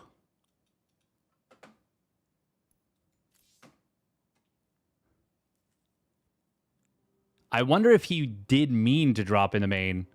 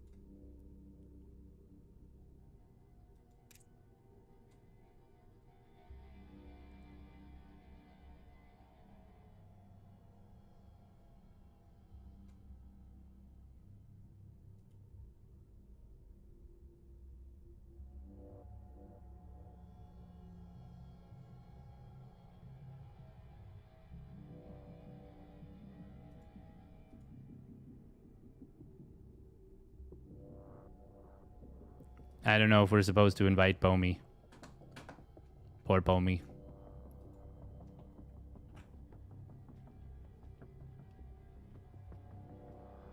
Can't Pomi just cast on top of someone else's Twitch stream instead of being in game? Yeah. Yeah. Steadfast froze as well.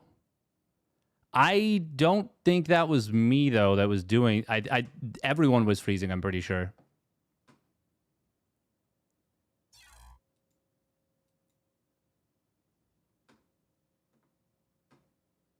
Who won 2 map? It has not yet been decided.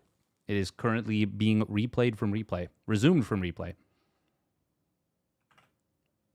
I mean, you stopped moving. Oh, ha! Like me, literally in real life. Yes. Yes, I did. Because I was like,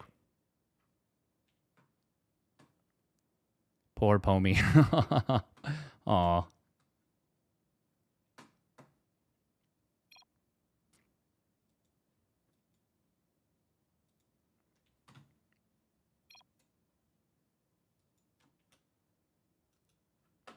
Oh, is this okay?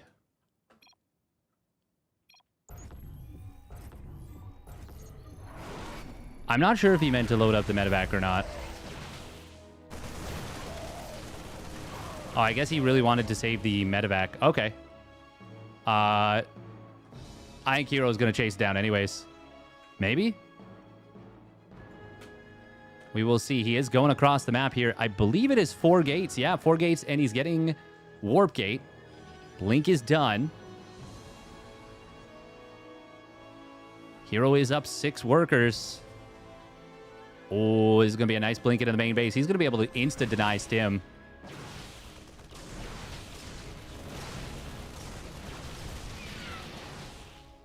Oh.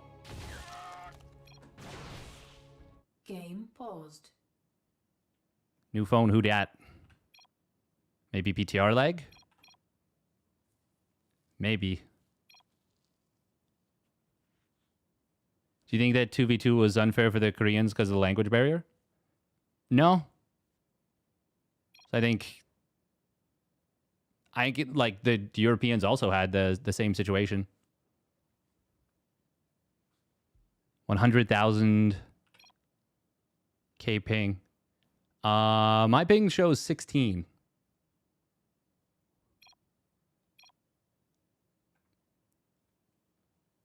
Homie unfairly kicked. True. Yeah, fuck you guys. This wasn't my fault. I didn't do anything.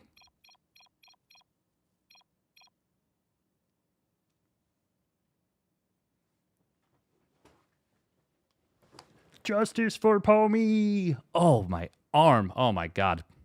That was my left arm, by the way. It is also, like, very... It's damaged. It took a beating.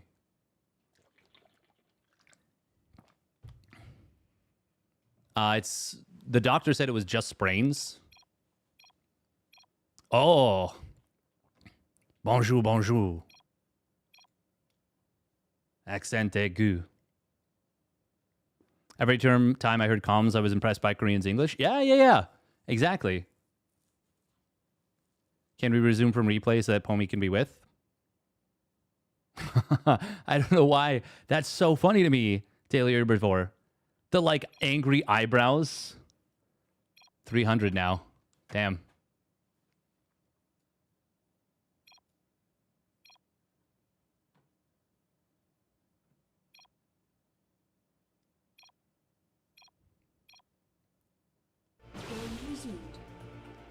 Hero.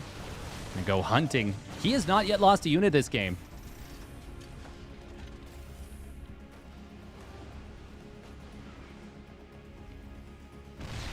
Oh, Siege Tank did get the shot off there. Good last second cancel by Clem. Hero is right up in his business. Quidnatad business. The Warp Gate upgrade is about to complete. I wonder if he's going to swap all those Warp Gates over. I mean, it's expensive. It is a big, expensive tax. He's got 4 gases.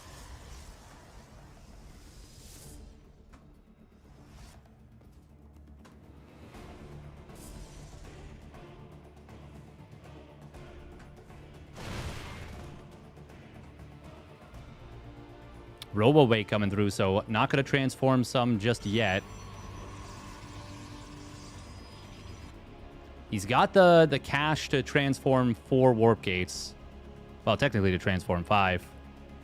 But obviously that would mean he can't afford the Colossus right away. Oh, he wants to pop out an Observer. Interesting. Yeah, maybe Warp Gate cost should be like 25. I don't know. I'm like genuinely not sure. It is such a huge fundamental change.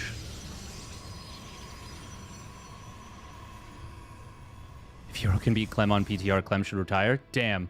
That is super harsh going to a Cloud Reader. I think that's a little unfair to Hero and Clem. That's a little unfair to both of them. Oopsie. Double Observer death. Oopsie poopsie.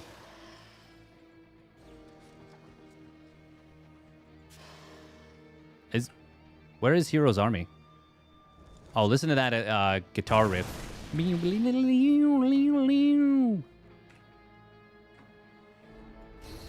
Oh, he did... Okay. Well, that's where all the cash went. God, transforming Warp Gates. This is so much cash. Oh, Zealots on the 3rd base.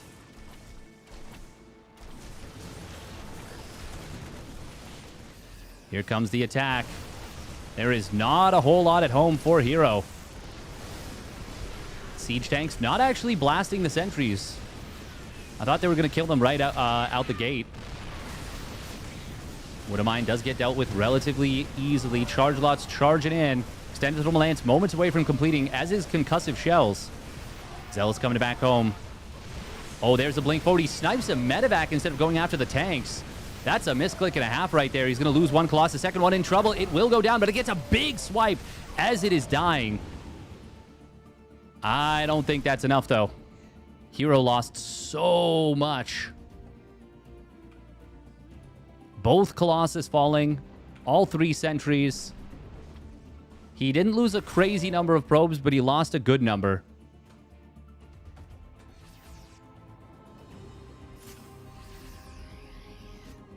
Hero is still on 4 bases.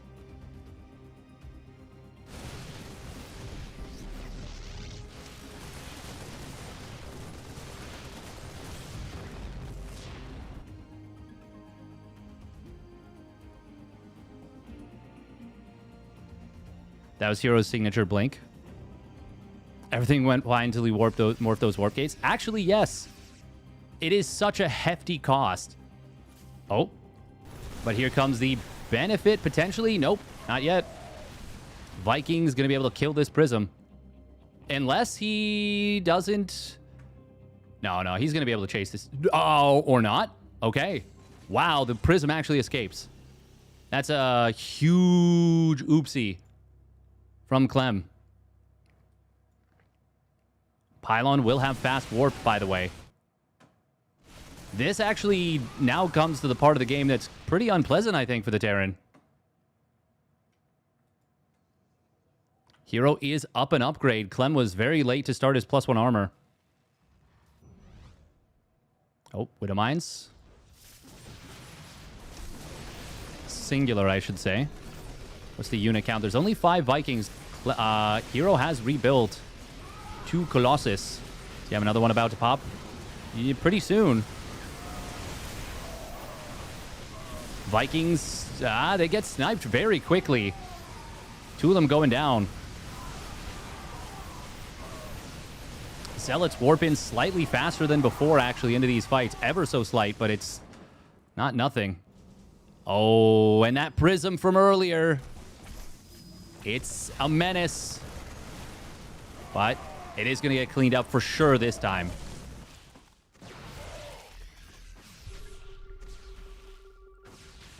No +1 armor does make it a little bit more difficult to fight this army. Clem trying to get on top of the Colossus. He'll kill 1. Gets the 2nd. Hero did go a little bit too deep. That looked initially like it was Clem maybe pressing too hard into the army of Hero. But there wasn't actually a ton of DPS outside of the Colossus.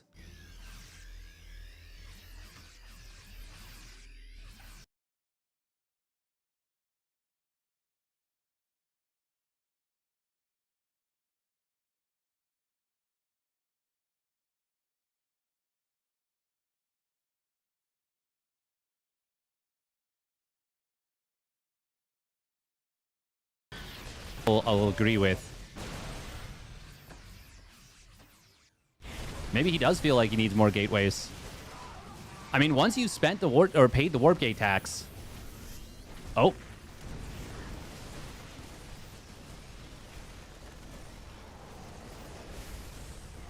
Hello? We're still in.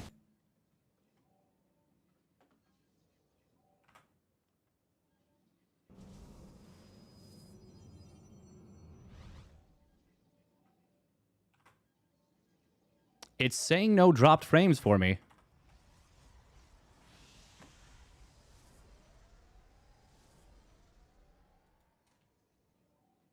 Image freeze. Hello?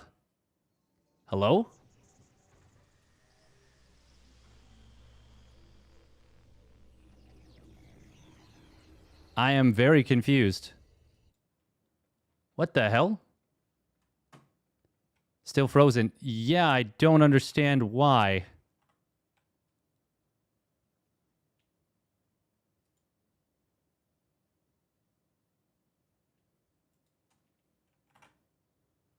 This is incredibly bizarre. This is something with OBS.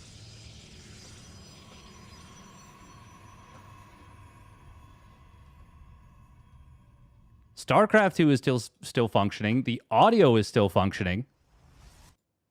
What the hell? Does changing scenes help? No, but I changed scene.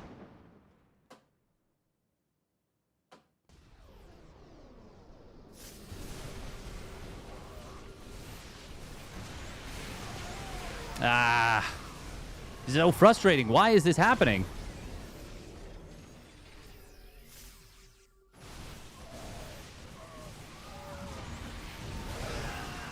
Clem just took some pretty big disruptor shots, but he's still surviving. What the fuck is going on? Oh, another huge ruptor shot. God damn it. What the hell? It's a new patch and update. Yeah. What the fuck? There's a new visual thing to see that the disruptor has fired its shot. Please cast as if we were all blind. Hero does have a lot of reinforcements. He's going to be able to overwhelm the position of Clem.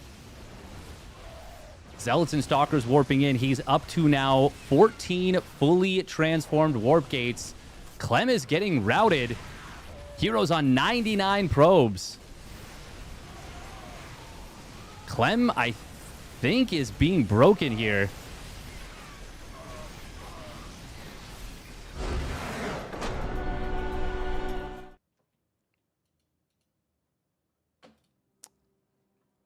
What is going on here?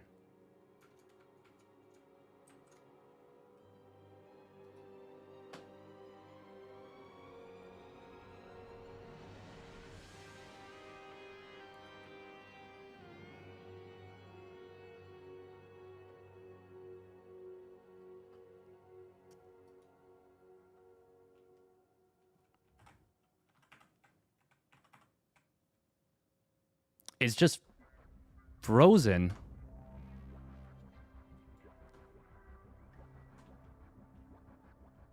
Why the fuck are you doing this, OBS?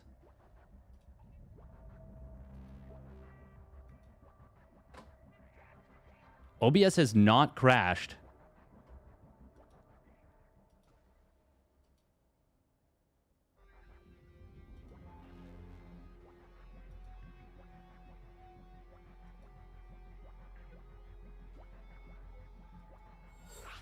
What the hell?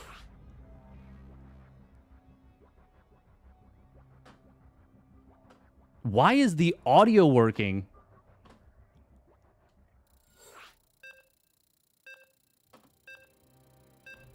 All right. Well, we have to stop for a second.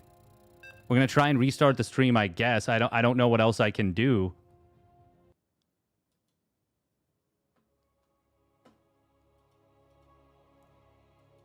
Don't go anywhere.